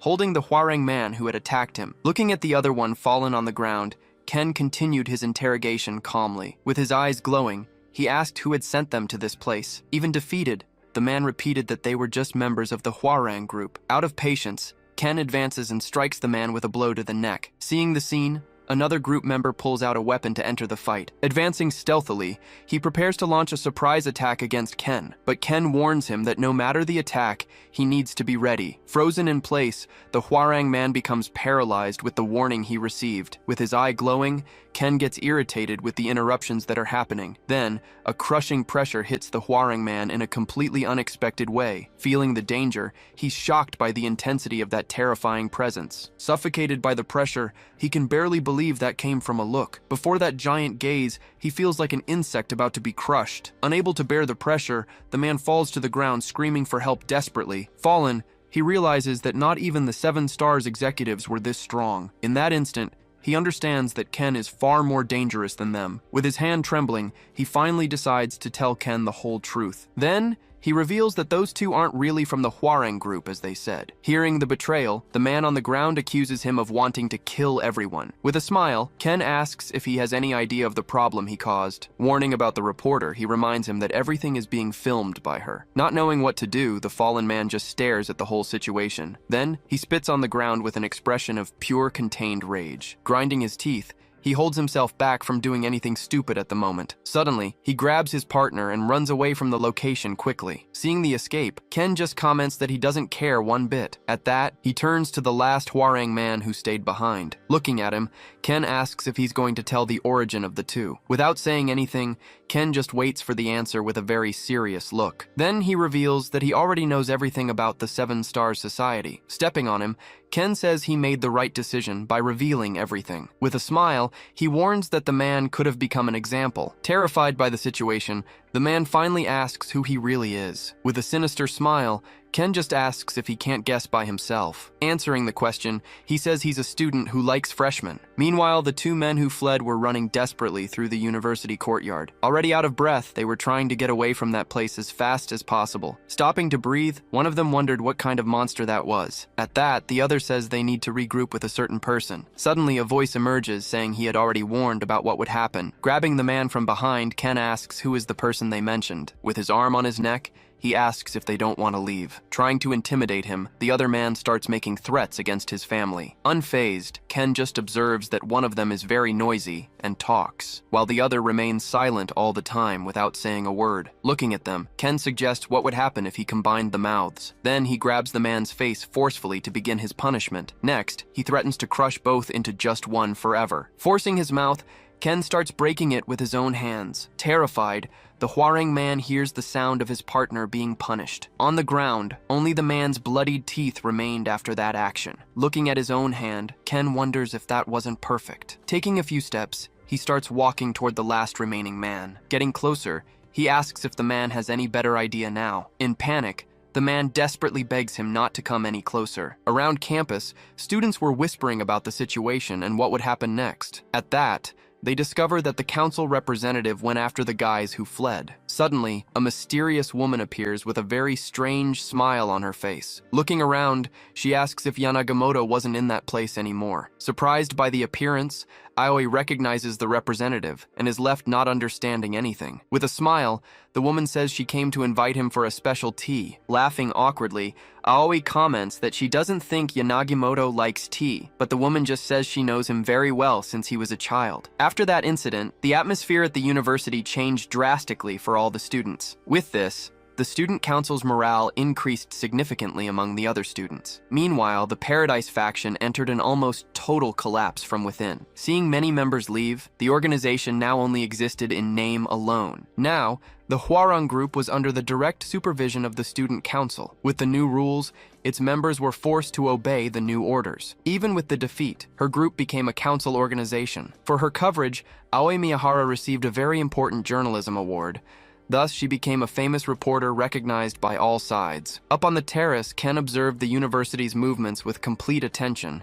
Thinking about the next steps, he realized that the Seven Stars Society had made a move. In the middle of the field, a student is thrown far by a quick strike. To move alone, he needed to stabilize the situation inside the university first. Fighting with determination, Ishida faces several opponents at the same time without retreating. Blocking the attack, she defends herself from the strike coming from above her. Defending herself from the blow, Ishida Nanami blocks the attack with her sword blade. Gripping the handle tightly, she prepares to counter the blow received. Then, she leaps and hits the opponent with a strike that throws him. Advancing across the field, she runs to the next target without losing a second. With a focused gaze, she prepares her next attack against another one of the opponents. In a quick movement, she dodges and hits the man with a strike. Right after, she spins her body and continues to fight against all of them. Her eyes shine intensely, showing her total concentration in the middle of the difficult combat. Holding the sword firmly, she prepares to continue her attack. But suddenly, Ken appears from behind and grabs her shoulder with force. Reprimanding the attitude, he warns her not to unsheath her sword recklessly. Without questioning the order, she just apologizes for her impulsive and excessive behavior. Seeing the order established, Ken realizes there won't be any more problems for now. Observing the men on the ground,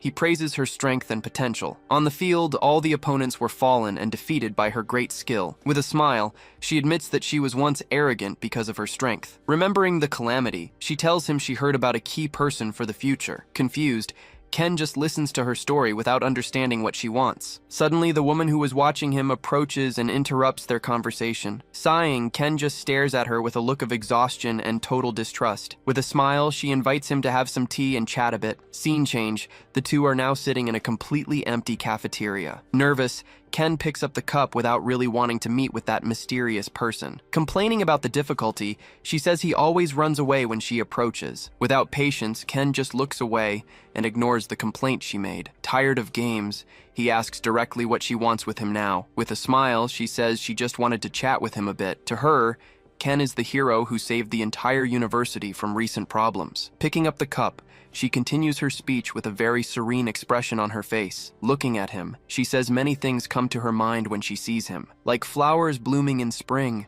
she describes a nostalgic feeling, and also the sound of cicadas that always announce summer's arrival, just like the trees that change color under the autumn sky, or the first snow of winter that accumulates very slowly. To her, all this brings a very strong and inexplicable feeling of longing. It's as if the threads of destiny have been interconnected between them for a long time. Without saying a word, Ken just listens to her speech in total silence. Drinking the tea, he asks her to stop saying random things. However, he feels a strange similarity with that person in front of him. The tea, for example, seemed strangely familiar to his personal and unique taste. It had a nostalgic feeling, as if it were something from his hometown. But at the same time, he felt a very great strangeness in all that familiarity. Then, she asks if the tea served was to his liking. With a smile, she says she doesn't believe that's really the case. With a smile, he says she seems to know a lot about his life. With a mysterious look, she just responds with a simple and short maybe. Irritated, he says he's not in the mood for jokes and insinuations now. Standing up from the table,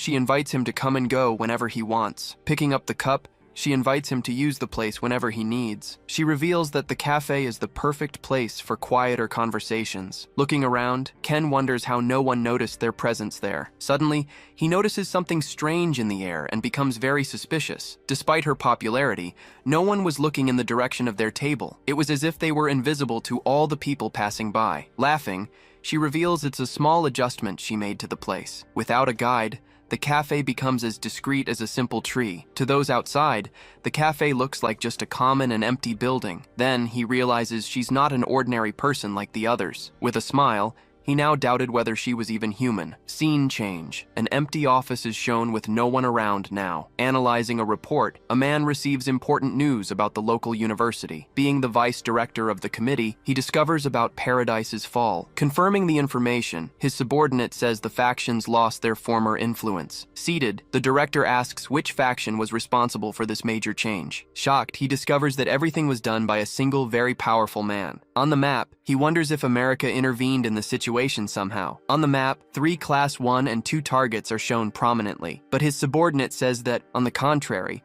they also seem quite confused. Standing up from the chair, the director realizes that a new powerful awakened one has appeared. Opening the door, the director prepares to leave the room immediately. He orders them to prepare a car so he can go to the location. Suddenly, Ayano Koji appears and questions his decision to get involved in this. Arms crossed, he advises him to avoid rash and thoughtless actions. But the director responds that this matter requires someone with authority to resolve it. Ayano Koji says he prioritizes soldiers who follow orders above anything else. Taking a step forward, Ayano Koji approaches and provokes him with a personal question. Staring at the director up close, he asks if he still thinks about his failure. Irritated by the provocation, the director demands he watch his words now. At that moment, another man appears to try to calm the situation between them. Suddenly, the director hits the man with an unexpected punch to the face. Grabbing the man by the neck, he says he's going to educate him about the awakened. He explains that they are strategic weapons and one-man armies. With an irritated look, he asks what happens if they don't communicate. On the phone, the director says that deep down, they're still just human. On the phone, Ken receives a call and a proposal from the committee's vice director. With sincerity, he says they can reach an agreement with any human. Receiving the call, Ken asks to use the location immediately for a meeting. Hearing the request, the woman stands up and decides to leave for a while. Sighing, he realizes he's been dragged into yet another very problematic matter. With a smile, she says that trials are part of a hero's journey. With a smile, she says that trials are part of a hero's journey. Outside, the director approaches without Ken noticing his presence. Entering the room, Ken meets with the director for the scheduled meeting. Sitting at the table, Ken goes straight to the point without wasting any more time. Then he asks what the committee's vice director wants with him now. Leaning on the table, the director says he's not here to propose anything. He reveals he's only seeking a cooperative relationship in cases of national emergency. With a serious look, Ken asks if he wants him to be a dog. Remembering the past, he reveals he was used as an experiment in America. With a distant gaze, he recalls the hardships he faced for many years. When he returned, he received news of his family's death and disappearance. Aki's message informed him that his uncles died and his cousin disappeared. Pointing at him, Ken says the country never helped him in those moments. To him, the contract was just a way to use his power to keep tabs on him. Without hesitation, he asks if there's any reason to cooperate with the government, but the director reveals they share the same enemies in common now. With his hands on the table, he asks Ken to consider the government's intentions. Not caring, Ken warns he's willing to break the law for this, but the director responds that their job is to legalize his actions. Leaning forward, he decides to ask one final question to the director there. Arms crossed, he asks what would happen if he became a threat. Without hesitation, the director responds they would stop him at any necessary cost. With glowing eyes, Ken just stares at him with a very defiant look. Then he simply asks if they could really stop him somehow. With a tense look, the director recognizes the truth in those defiant words of his. Suffocated by the pressure, he feels as if he's being held down by a force. The pressure was stronger than any other awakened he knew. Clenching his fist, he prepares to respond to the challenge made by Ken. With red eyes, he says what can be done is different. In a vision, the two stare at each other with their energies clashing intensely. With a smile, Ken says he's not suited for politics. Leaning on the table, he says the director can't lie or flatter. Sighing, the director admits he's causing problems because of his actions. With a smile, Ken says he agrees to the deal because of that attitude. Standing up, the director finally accepts the cooperation proposal between the two of them. Extending his hand, he makes himself available for whatever Ken needs. Shaking hands, They finally seal the cooperation agreement between the two. On the phone, Ken receives information about Kyoko's possible whereabouts at the hospital. The message on the cell phone indicated the hospital's location for him to go. With a sweaty look, the director asks to be contacted as soon as he finds them. Turning his back, he prepares to leave the room and go. At the door, he says goodbye and warns they'll be meeting frequently now. With a wave, Ken just nods and says goodbye to the director. Suddenly, his cell phone rings in his pocket, and he picks it up to answer. On the screen, Miyahara's name appears as the person calling. Answering the call, he hears a complaint from the other end of the phone line. She thanks him for helping her win the journalism award. Then, she asks if they can meet at that exact moment of the call. With a smile, she celebrates the positive response and hangs up the phone quickly. In the office, the man who got beaten apologizes for bringing in a mercenary, but Ayano Koji says they have a new plan to deal with the situation. With a skeptical look, he questions if it's possible to weaken Ken. With a smile, he recalls that last time, second stage users. But with a smile, he reveals the names of the newly hired hunters. Remembering the past, they already fought against Ken when he was a mercenary. Being professionals, they have a lot of experience fighting and hunting targets like Ken. Questioning the mission, one of them thinks it's a waste to just attack and run now, but the other responds they're only there to fulfill their mission. Adjusting the equipment, he orders all residents to be evacuated from the area. Finding it all boring, the other sees a chance to finally defeat Yasha. While preparing his weapon, he remembers an old saying from the eastern side. With the rifle in his hand, he says, "You don't beat someone who enjoys it." That's why he positions himself and carefully aims at his target in the distance. Looking through the scope, he says they need to make the most of this moment. Suddenly, a voice calls out Yanagimoto's name in the middle of the empty street. Waving, Aoi Miyahara apologizes for making him wait for her there. Surprised, the sniper wonders if there were still residents left in the previously evacuated area. Seeing the reporter, the other mercenary says she could be a problem. With a cold stare, he orders her to be eliminated as quickly as possible. Preparing the rifle, the sniper gets ready to shoot in the reporter's direction. Suddenly, Ken steps in front of her and takes the hit in her place. With gleaming eyes, he shields her from the attack coming from afar. Shocked, Aoi just stares at him without understanding what had happened there. Closing his hand, he grabs the projectile that was fired at him. With his hand bleeding, he holds the projectile with great force and determination. Then, he lets it drop to the ground with a very metallic sound. Looking at his hand, he realizes these weren't ordinary gun projectiles. Worried, Aoi asks if he's okay after being hit. Turning his back,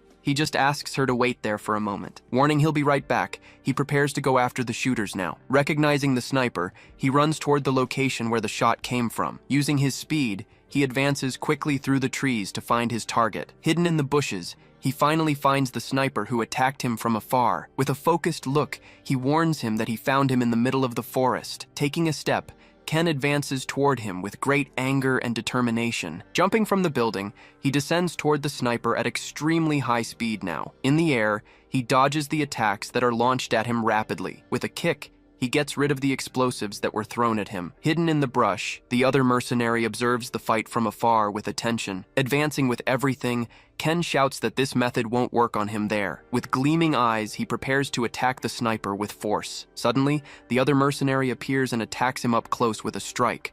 With a quick movement, he dodges and grabs his opponent's arm. With a smile, he says it's hard to pet a cat that is skittish. He explains that with this approach, the cat just gets scared and runs away, or else it simply bites to defend itself from any surprise and unexpected attack. At that moment, the sniper tries to hit him with a strike from behind, but Ken appears at his side and hits him with a quick blow. Leaving a cut on his face, he stares at him with great anger now. Advancing forward, he hits him, saying he only shows up when he's sure. Then, he grabs him to ensure he doesn't flee from the fight again. With gleaming eyes, he decides to end it all before it gets more complicated. But the sniper asks for time, begging him to stop the attack now. With a desperate shout, he interrupts the fight and asks for a small pause. Then, the sniper surrenders and proposes a deal to save his life. He says the information he has is worth hearing. With a serious look, Ken just tells him to be quick and speak up. With a smile, the sniper asks if he thought he would come alone. Right then, a new man appears and reveals he came to deal with him. Shocked by the appearance, Ken just stares at the new man in front of him. In the middle of the clearing,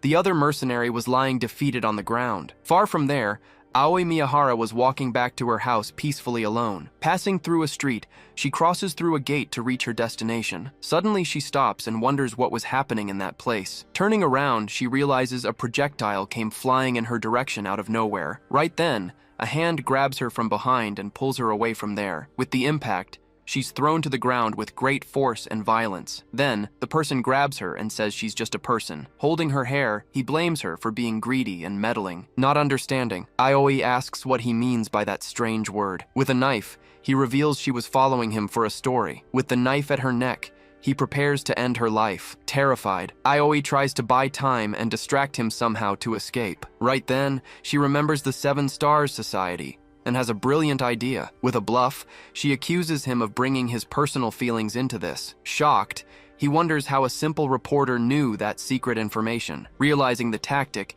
he prepares to attack her without falling for her talk. Suddenly, he stops and realizes his body won't move anymore. Paralyzed, he wonders if this was Ken Yanagimamoto's special ability. Being watched, he feels a crushing pressure coming from a giant golden eye. In his mind, he feels his eye being pierced by an invisible force. Screaming, he says he thought there would be no countermeasure for this power. Then, he releases his energy and manages to free himself from the paralysis. With the impact, Aoi is thrown far away by the force of the energy released. At that moment, Ken appears from behind and catches her before she falls. With gleaming eyes, he prepares to fight his opponent now. Advancing at high speed, he runs toward Ken to attack him directly. The two clash in a strike that creates a huge shockwave. Right then, Ken stares at him and asks why he's so pale now. Then, he warns him that he's going to put him to sleep next to his mother. Hearing the threat, his eye reveals all his contained fury. Controlling his anger, Scavenger clenches his fist hard,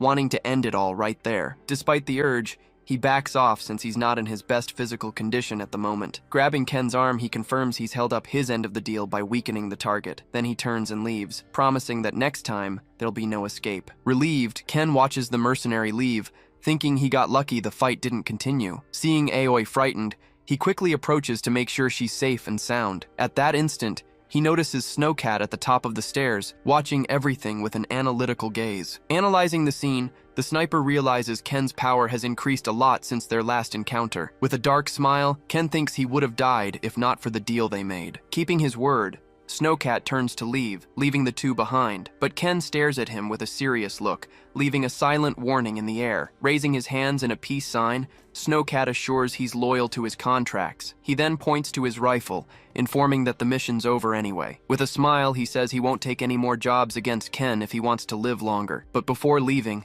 Scavenger appears with one last piece of information as a courtesy gesture. Warning about the danger, Scavenger reveals that Yugo Mizukami will come to deal with Ken personally. Joking with Aoi, Snowcat says goodbye and offers help if she needs anything in the future. Leaving a contact with her, he approaches and offers a discount for the shot from before. Indignant, Aoi stares at the mercenary, thinking about how shameless he is after everything. Noticing her reaction, Snowcat comments that she's really not on their side. Confused by the comment, Aoi simply doesn't understand what that meant. Explaining his philosophy, he says they don't have allies or enemies, only power. Changing his tone, he poses in a funny way, bragging about being totally incomparable. Then he says goodbye and leaps away, asking that they don't meet again. Looking at the paper in her hand, Aoi can't understand what kind of person he was. Seeing her confusion, Ken gets Aoi's attention with a very serious tone. With a heavy look, he says they shouldn't see each other anymore for safety. Totally surprised, Aoi can't understand the reason for that sudden decision from him. Turning her face, she asks if he thinks she only looks for him for a story. Next,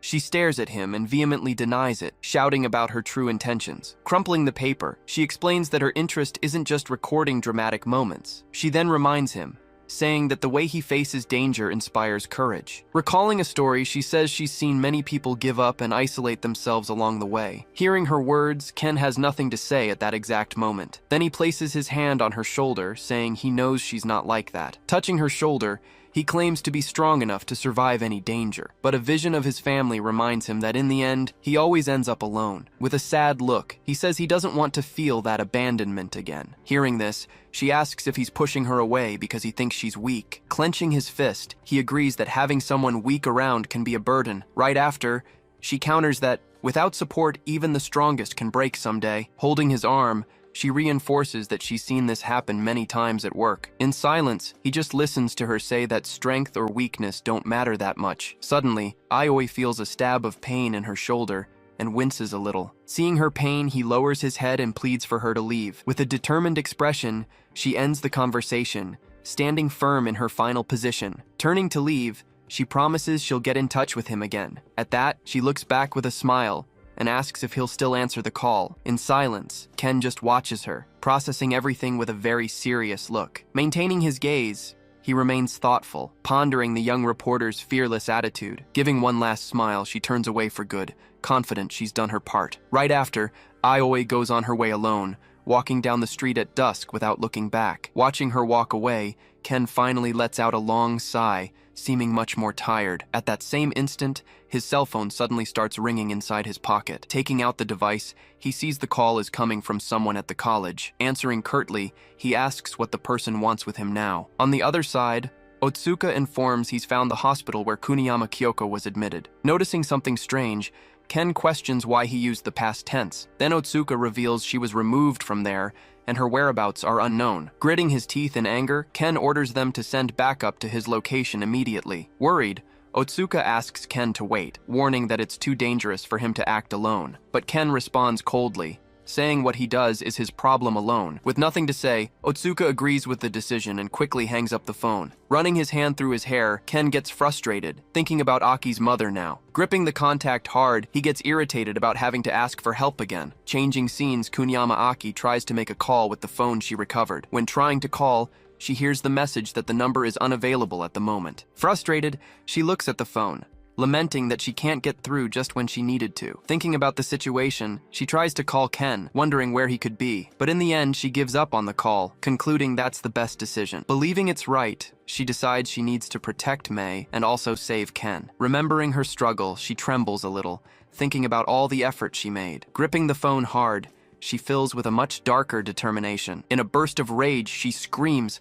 questioning the usefulness of those who don't help her. At that exact moment, the doorknob starts to turn, indicating a visitor. Hearing the noise, Aki turns around startled, looking toward the bedroom door. With a violent kick, the door is broken down and flies into the room. Right after, a man's body is thrown forcefully against the floor. Looking at the fallen man, Aki immediately recognizes him as Yugo Mizukami. Then he raises his face with a look of pure rage and stares at her. Screaming in pain, Aki is thrown violently to the ground by a brutal strike. Looking down at her, Yugo accuses her of secretly leaking information to the Yanagamoto. With rage, he grabs her hair forcefully, yanking her head back. Even in pain, she screams back that his accusations are just speculation. Hearing her response, he falls silent for a moment, processing everything. Then he lands a hard blow to her face, snapping her head to the side. Adjusting his collar, he complains about all the work he put in to rebuild the organization. Sitting on the couch, he continues, saying he got here by trusting only his instincts. Before her, he affirms with complete certainty that his judgment is absolutely absolute. With a dark look, he reinforces that this isn't speculation, but pure conviction. Slowly rising, she stares back at him with a completely defiant and cold posture. At that, she provokes him, saying his instincts aren't as good as he thinks. Irritated by her audacity, he simply questions if she's going to keep talking. Gritting his teeth, he laments not having the goods that Yanagimoto Mei managed to get. Grabbing his phone, he promises he'll make sure she never underestimates him again. Hearing his call, Aki becomes completely paralyzed. No reaction to the order given. Speaking on the phone, Yugo coldly orders them to cut off one of her mother's hands. With eyes wide in horror, she understands the cruelty about to happen. Desperate, she stands and screams that he had promised to spare her mother's life. Ignoring her despair, he calmly lights a cigarette without even looking at her face. While smoking, he responds that he only promised to spare her life, nothing more than that. Screaming back, she accuses him of just twisting the words of their agreement. With a sadistic smile,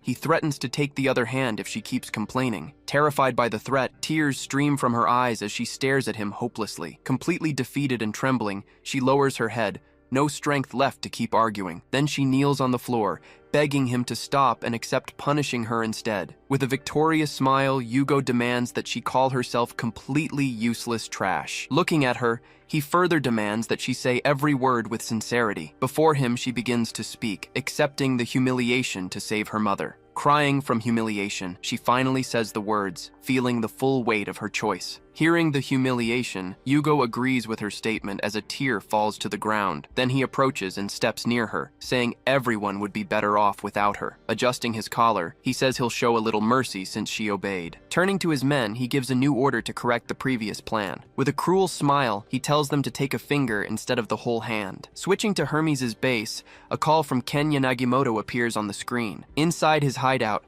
the hooded informant notices the call received on his system. Answering the call, he projects a hologram of Ken and asks what he wants. On the other end, Ken asks if he remembers the woman he mentioned before. With a smile, Hermes confirms and asks Ken to find Kuniyama Aki's mother. Mentioning Ken's power, he gets excited and asks what the payment will be this time. Then Ken simply promises a reward worthy of the work if he can get the location. Leaning forward, Hermes asks for a promise, warning not to try to trick him again. Guaranteeing his word, Ken makes Hermes start the search immediately on his holographic map. Shortly after, Ken's phone vibrates, indicating a new message has arrived. Looking at the message on his phone, Ken confirms that her location is very close. Then, with a determined look, he promises to settle everything with Mizukami once and for all. Switching to the location, the scene shows a completely abandoned and very suspicious industrial area. Guarding the entrance, 2 armed thugs stay on alert, preventing anyone from passing. Inside, a man begs for help, while the torturer prepares for work. Sighing with exhaustion, he simply grabs a huge cleaver to continue the dirty work. Pulling his mask, the man complains about the job, clearly irritated with the whole situation. At that, another thug appears at the door, observing the victim tied in the sack nearby. Giving the order, he tells the torturer to shut up the screaming victim. Then the thug approaches another hostage, preparing to use his knife. Seeing the man approach, the victim trembles in fear and begs for their life. But the torturer orders them to discard her elsewhere after everything is resolved. Hearing a noise, he seems to have an idea about what to do next. Picking up a severed finger, he carefully removes the gold ring that was there. Right after, he holds the finger, thinking the plan is going perfectly well. Grumbling in frustration, the torturer turns around hearing a noise from the door. At that moment, a thug brings Aki's mother, tied and gagged in a chair. Approaching her, he begins to speak with a clear tone of mockery and sarcasm. Touching her shoulder with his dirty hand, he asks if she's tired of waiting. With a cruel smile,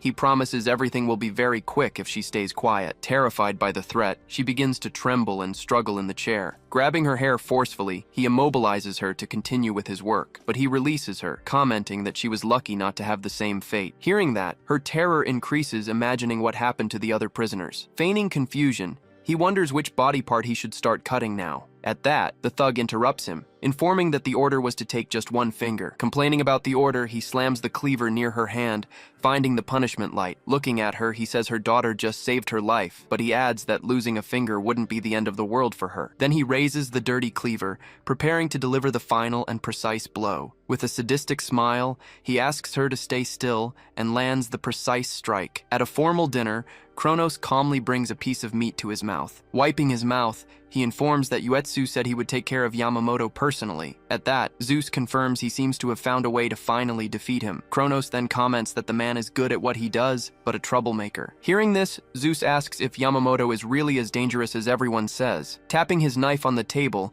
Kronos prepares to tell an old story about him. He explains that under his leadership, the Society of Seven has a solid foundation, but in the past, the organization was completely destroyed and in a state of ruins. Remembering the scene, he reveals it was all caused by a single man alone. Going back in time, several members of the organization were down and totally defeated on the floor. In the middle of them all, one of the leaders was on the ground, unable to react. Standing over the man, Ken says he finished off Mizukami's group easily. With a sadistic smile, he wonders how he should deal with their leader. Then, he lifts him by the throat against the wall of an empty corridor. Looking back, he asks which floor they're on, planning his next move. Smiling cruelly, he threatens to throw him to test all the limits of his body. In the victim's gaze, pure terror reflected the image of his cruel aggressor. Returning to the present, Zeus comments that even a demon would have been much kinder. Hearing the account, Kronos loses his appetite and drops his utensils on the table. Standing up next, he orders someone to be sent to observe everything from afar. On the plate,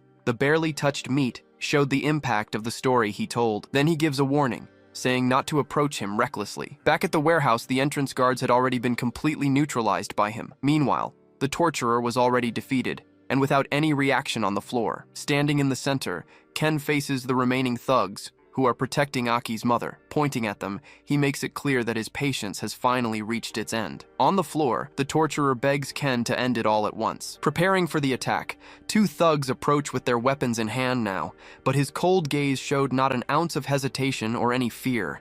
Scared by his presence, the men just stare, protecting the hostage in the chair. Taking the initiative, one of the thugs advances with a knife to attack first, but Ken dodges and blocks the strike using a baton he grabbed from the floor. With a quick movement, he grabs and breaks the man's wrist without hesitating. The force of the impact ends up breaking the baton in two pieces in his hand. Taking the chance, he grabs the knife from the fallen thug to continue the fight. Then he uses the weapon to hit the next enemy with a precise strike. Seeing the scene, the other man turns around scared, not understanding his speed. In an instant, Ken finishes the second thug with a quick and totally lethal movement. Right after, he drops the man's lifeless body on the warehouse floor. In a short time, the other men are defeated and lie scattered around the place. In desperation, the torturer yells for an armed thug to drop the weapon immediately. With only a few remaining, they prepare as one of them draws a new weapon. Ignoring the warning, the man points the gun in his direction with great anger. But suddenly, he realizes the target has disappeared from his sight completely. Appearing behind him,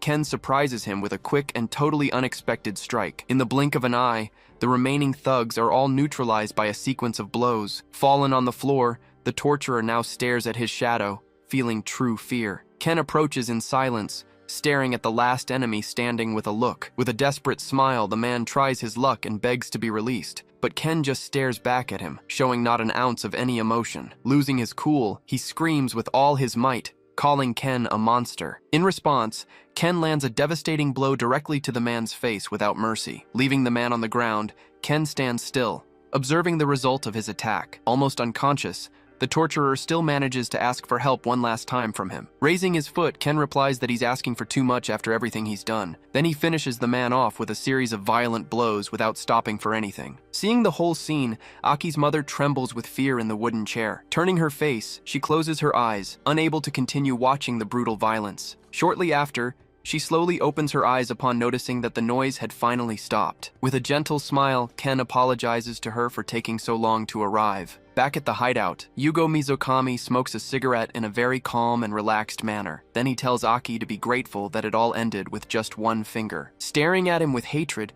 she curses him for all his cruelty and sadism, but Yugo just gives a side smile, enjoying the situation very much. He puts out the cigarette on her head, saying that trash is good for nothing. Right after, he threatens her, saying he might take another finger depending on his mood. At that moment, his cell phone vibrates, and he sees the job has been completed. He answers the call with a smile, ready to give the next cruel order. But his expression changes to pure shock upon hearing a familiar voice on the other end. It was Ken, greeting his old enemy after a long time without speaking. Provoking Mizukami, he asks if his pathetic life has been very fun lately. Meanwhile, the scene shows the result of Ken's invasion of the industrial warehouse. On the phone, he explains he killed all the men who were under his command. He still mocks, saying that Yugo doesn't really care about his subordinates. Then Ken tells him to stay alive until he arrives for the settling of scores. With a look of hatred, he promises he'll end it all with his bare hands. Remembering the past, his hand crushes the delicate hair ribbon with pure force. Meanwhile, Kuniyama Aki is struck by a blow and falls to the ground completely defenseless. Watching the scene, Yugo Mizukami gives a direct order to one of his henchmen there. With his face full of hatred, he tells them to use everything they had stored in the factory. Turning to his subordinate, he orders them to prepare the masks because they're leaving soon. Hearing the order, the henchman is terrified by the terrible mission he just received, but Yugo just stares at him with a deadly look, questioning if he has any problem. Without hesitation, the man says he'll notify everyone immediately about the new plan. Then, he also orders his men to take Kuniyama Aki along with them there. Hearing her fate, her face fills with dread, knowing what will happen. Switching to a warehouse, the scene shows the place where another woman is being held. Inside, Ken Yanagamoto finally finds her and begins untying her hands in a hurry. With his face injured, he asks if she's hurt after all this time imprisoned. Ignoring the question, the woman grabs his bloodied hand with great force and desperation. Then she looks at him and begs him to save young Aki too. Hearing the desperate plea, Ken falls silent for a brief and tense moment. Then, he holds her hands more firmly, interlacing his fingers securely. With a gentle smile, he asks her not to worry, because he'll fix everything. Soon after, he helps her stand up and guides her out of the room. As they walk, He reflects on the choice between his revenge and rescuing Aki. Switching to the factory, he wonders which of the two paths he should really follow forward. At the same instant, Yugo's henchman panics upon realizing the terrible situation. Then, another team member arrives and confronts the completely desperate man who's there. Confused by the arrival, he stops shouting and looks up without understanding anything. But the other man points to some barrels, questioning if they know what's inside. With a frightening smile, he warns that the enemies are already coming here. Hearing this, the henchman steps back, becoming completely paralyzed by pure fear. Feeling cornered, he slams the table and accepts that everything is finally over for him. Cutting to the outside, Ken walks through the courtyard full of fallen bodies. Even injured, he advances and confirms that he's already dealt with the weaker enemies of the place. With a determined look, he now just needs to wait for the boss to finally show his face. Suddenly, a loud noise echoes through the warehouse, completely drawing his attention there. Carefully, he peeks through a crack in the door to see what's happening. Observing the place, he notices a strange smoke spreading through the air rapidly. At the same instant, Ken is hit by a surprise blow coming from his back. Looking to the side, the mysterious smoke begins pouring out of one of the barrels there. Fallen on the ground, he realizes the place looks like an illegal drug factory. Amid the smoke, he spots a strange silhouette approaching in the dark corridor. Suddenly, one of the henchmen advances in his direction with superhuman speed. The man tries to hit him with a blow, but Ken reacts in time to defend himself. With a quick movement, he manages to grab the enemy's arm and stop the attack. Taking advantage of the moment, Ken throws him over his shoulder with great force to the ground. But even with the enemy down, he wonders what the hell is happening now. Then, the henchman gets up with an insane smile and red eyes glowing intensely. Seeing that, Ken realizes they injected an unstable nectar into their own body. With his body transforming, the henchman shows his new claws for combat. On the ground, tools and drugs reveal the illegal activities that happened in the abandoned place. Screaming with fury, he charges at Ken with the intention to attack. As the enemy approaches, Ken prepares his defense while maintaining his position firmly. Activating his powers, his eyes glow and he prepares a strike with his fist clenched. With a quick movement, he hits the enemy's body with a devastating punch. Piercing through the henchman, his strike completely breaks the enemy's defense with total force. After the fight, Ken stands in front of the body fallen on the ground. Looking at the barrels, he still tries to understand where all that strange smoke comes from. With a serious look, he questions if all those sacrifices were really necessary there. Then, his eyes glow intensely as he senses a new presence approaching the place. As he walks, he wonders what that was and the origin of the red smoke. Sensing the danger, he decides he needs to get out of there as fast as he can. From the outside, Yugo Mizukami arrives with an army of heavily armed men. With a cruel smile, he finally faces his target after all this time. Walking forward, he mocks that he was worried about the little gift he sent before. With a deadly look, Ken just listens to the provocation from his greatest enemy. Showing a pill, he explains it can push anyone beyond their limits, but he reveals that the ones he used before were just much weaker versions. Hearing the revelation, Ken just closes his fist with great force and silence. Ignoring his rage, Yugo says he can help find that Kanade Yamamoto. With his face full of hatred, he can't stand hearing so much nonsense anymore. Then, Yugo reveals that his sister is essential to create the perfect nectar. Hearing about his sister, Ken's expression changes completely and becomes darker. That's why he says he went to find his parents, but they didn't say anything. Remembering the search, Yugo tells how the girl hid very well from them that night. Then, he reveals that not even his information network found clues about her whereabouts. Faced with this fact, he now admits he should have done something much worse before. With a cruel smile, he shouts that he should have tortured his parents more. Hearing the confession, Ken's rage explodes and takes over his face. With a subtle smile, Ken says he's happy with Yugo's confession. Then, Yugo gets confused because he was actually a bit worried about his rival. That's why Ken says he's now happy that he didn't run away again. Suddenly, a golden energy surrounds his body, showing all his strength for the fight. With his eyes glowing, he questions the enemy's audacity to appear in front of him. Filled with hatred, Yugo screams at his men, ordering them to attack with everything they've got. Following the order, the armed thugs ready their weapons and aim at the main target. Faced with the threat, Ken unleashes his power, raising his energy to the maximum possible limit. In the same instant, they begin firing a rain of bullets in his direction. Leaping over them, he prepares to end it all with a single strike. With his fist clenched, he channels his energy to deliver the devastating final attack. Then, his strike hits the ground, creating an explosion that throws everyone away. Landing in the middle of the crater, Ken punches the ground with energy still flowing. With a focused gaze, His eyes glow with the power released against all of them. Amidst the dust, Yugo Mizukami covers his face and coughs from the smoke, but he composes himself and stares at the scene with a look of pure indignation. Seeing the destruction, he realizes he's facing a true and terrible monster. Desperate, Yugo gives a new order, commanding his men to use the secret plan immediately. Despite the victory, Ken notices that his power isn't at the level it should be. Obeying their boss, the remaining thugs quickly put on their gas masks to continue. Watching the men, he wonders if they're the cause of his weakness. Then, a red smoke begins to spread across the ground around his energy. Noticing the smoke, he covers his face and understands what's happening. Mocking the situation, Yugo says he wasn't prepared to face a monster. Then he points a gun and orders Yanagimoto to die once and for all. Staring at the weapon, he wonders if it fires some kind of special bullet. Right after, Yugo fires a barrage of projectiles in his direction without hesitation. Dodging the shots, Ken moves quickly to escape the rain of projectiles. Hit by a graze, he's surprised by the force of such a common bullet. Needing shelter, he runs behind the rubble to protect himself from the shots.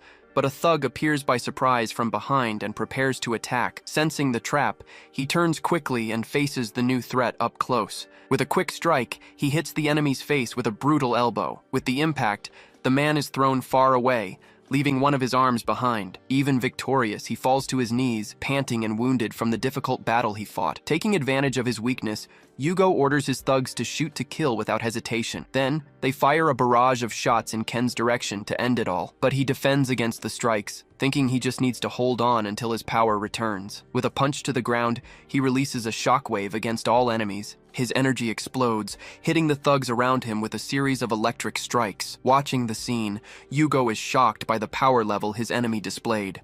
Right after, he grabs two guns and shoots with full force in Ken's direction. Dodging the projectiles, Ken lands a spinning strike directly on his opponent's face. With the impact, Yugo is thrown backward, spitting blood through the air violently. Without wasting time, Ken advances quickly to continue his sequence of attacks against the villain. With his face wounded, golden energy drips from his eye like a tear. In that instant, another transformed enemy appears behind him for a completely surprise attack. The man advances quickly and tries to land a direct strike on Ken Yanagimoto's head, but he dodges and counterattacks, landing a devastating blow on the transformed thug's face. His fist hits the man's mask, breaking everything in a single powerful strike. Piercing through the thug, Ken defeats him with a single powerful final blow. Fallen on the ground, Yugo kicks one of the cylinders to release the smoke throughout the area. Then, the object rolls across the ground, spreading the red gas throughout the field. Protected by the mask, he stares at his opponent with a look of pure hatred and contempt. But Ken just stands still,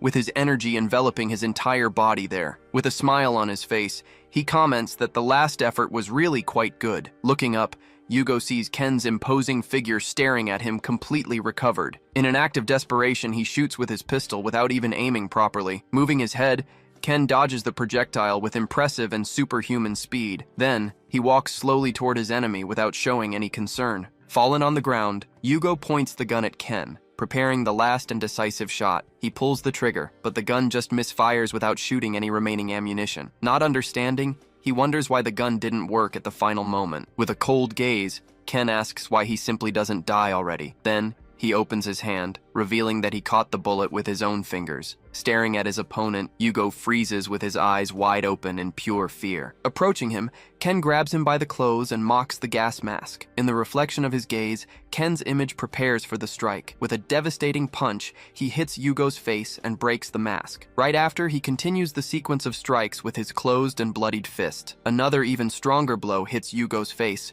completely breaking his defense. With his face bruised, he realizes that his enemy is already almost passing out there. Then, he holds him and asks where all that courage from before went. Turning to the side, he faces the remaining thugs who watched the entire scene. While holding Yugo, Ken warns that this time he won't go easy at all. Hearing the warning, the men become desperate about what's going to happen now. Then, he rips an object from Yugo's neck and observes it carefully. Letting the item fall, the object hits the ground and catches their attention. Then he shows the antidote and asks if this is what they're looking for so much. But he reveals that there doesn't seem to be enough to cure all the thugs. With a cold look, he suggests they decide among themselves who will survive. Holding the object, Ken confirms that it was indeed the antidote they were all seeking. Right after, He crushes the item with his hand, destroying their only hope. But suddenly, Yugo grabs him by the arm with the strength he still had left. With his eyes glowing, he refuses to accept defeat and keeps resisting. Screaming with hatred,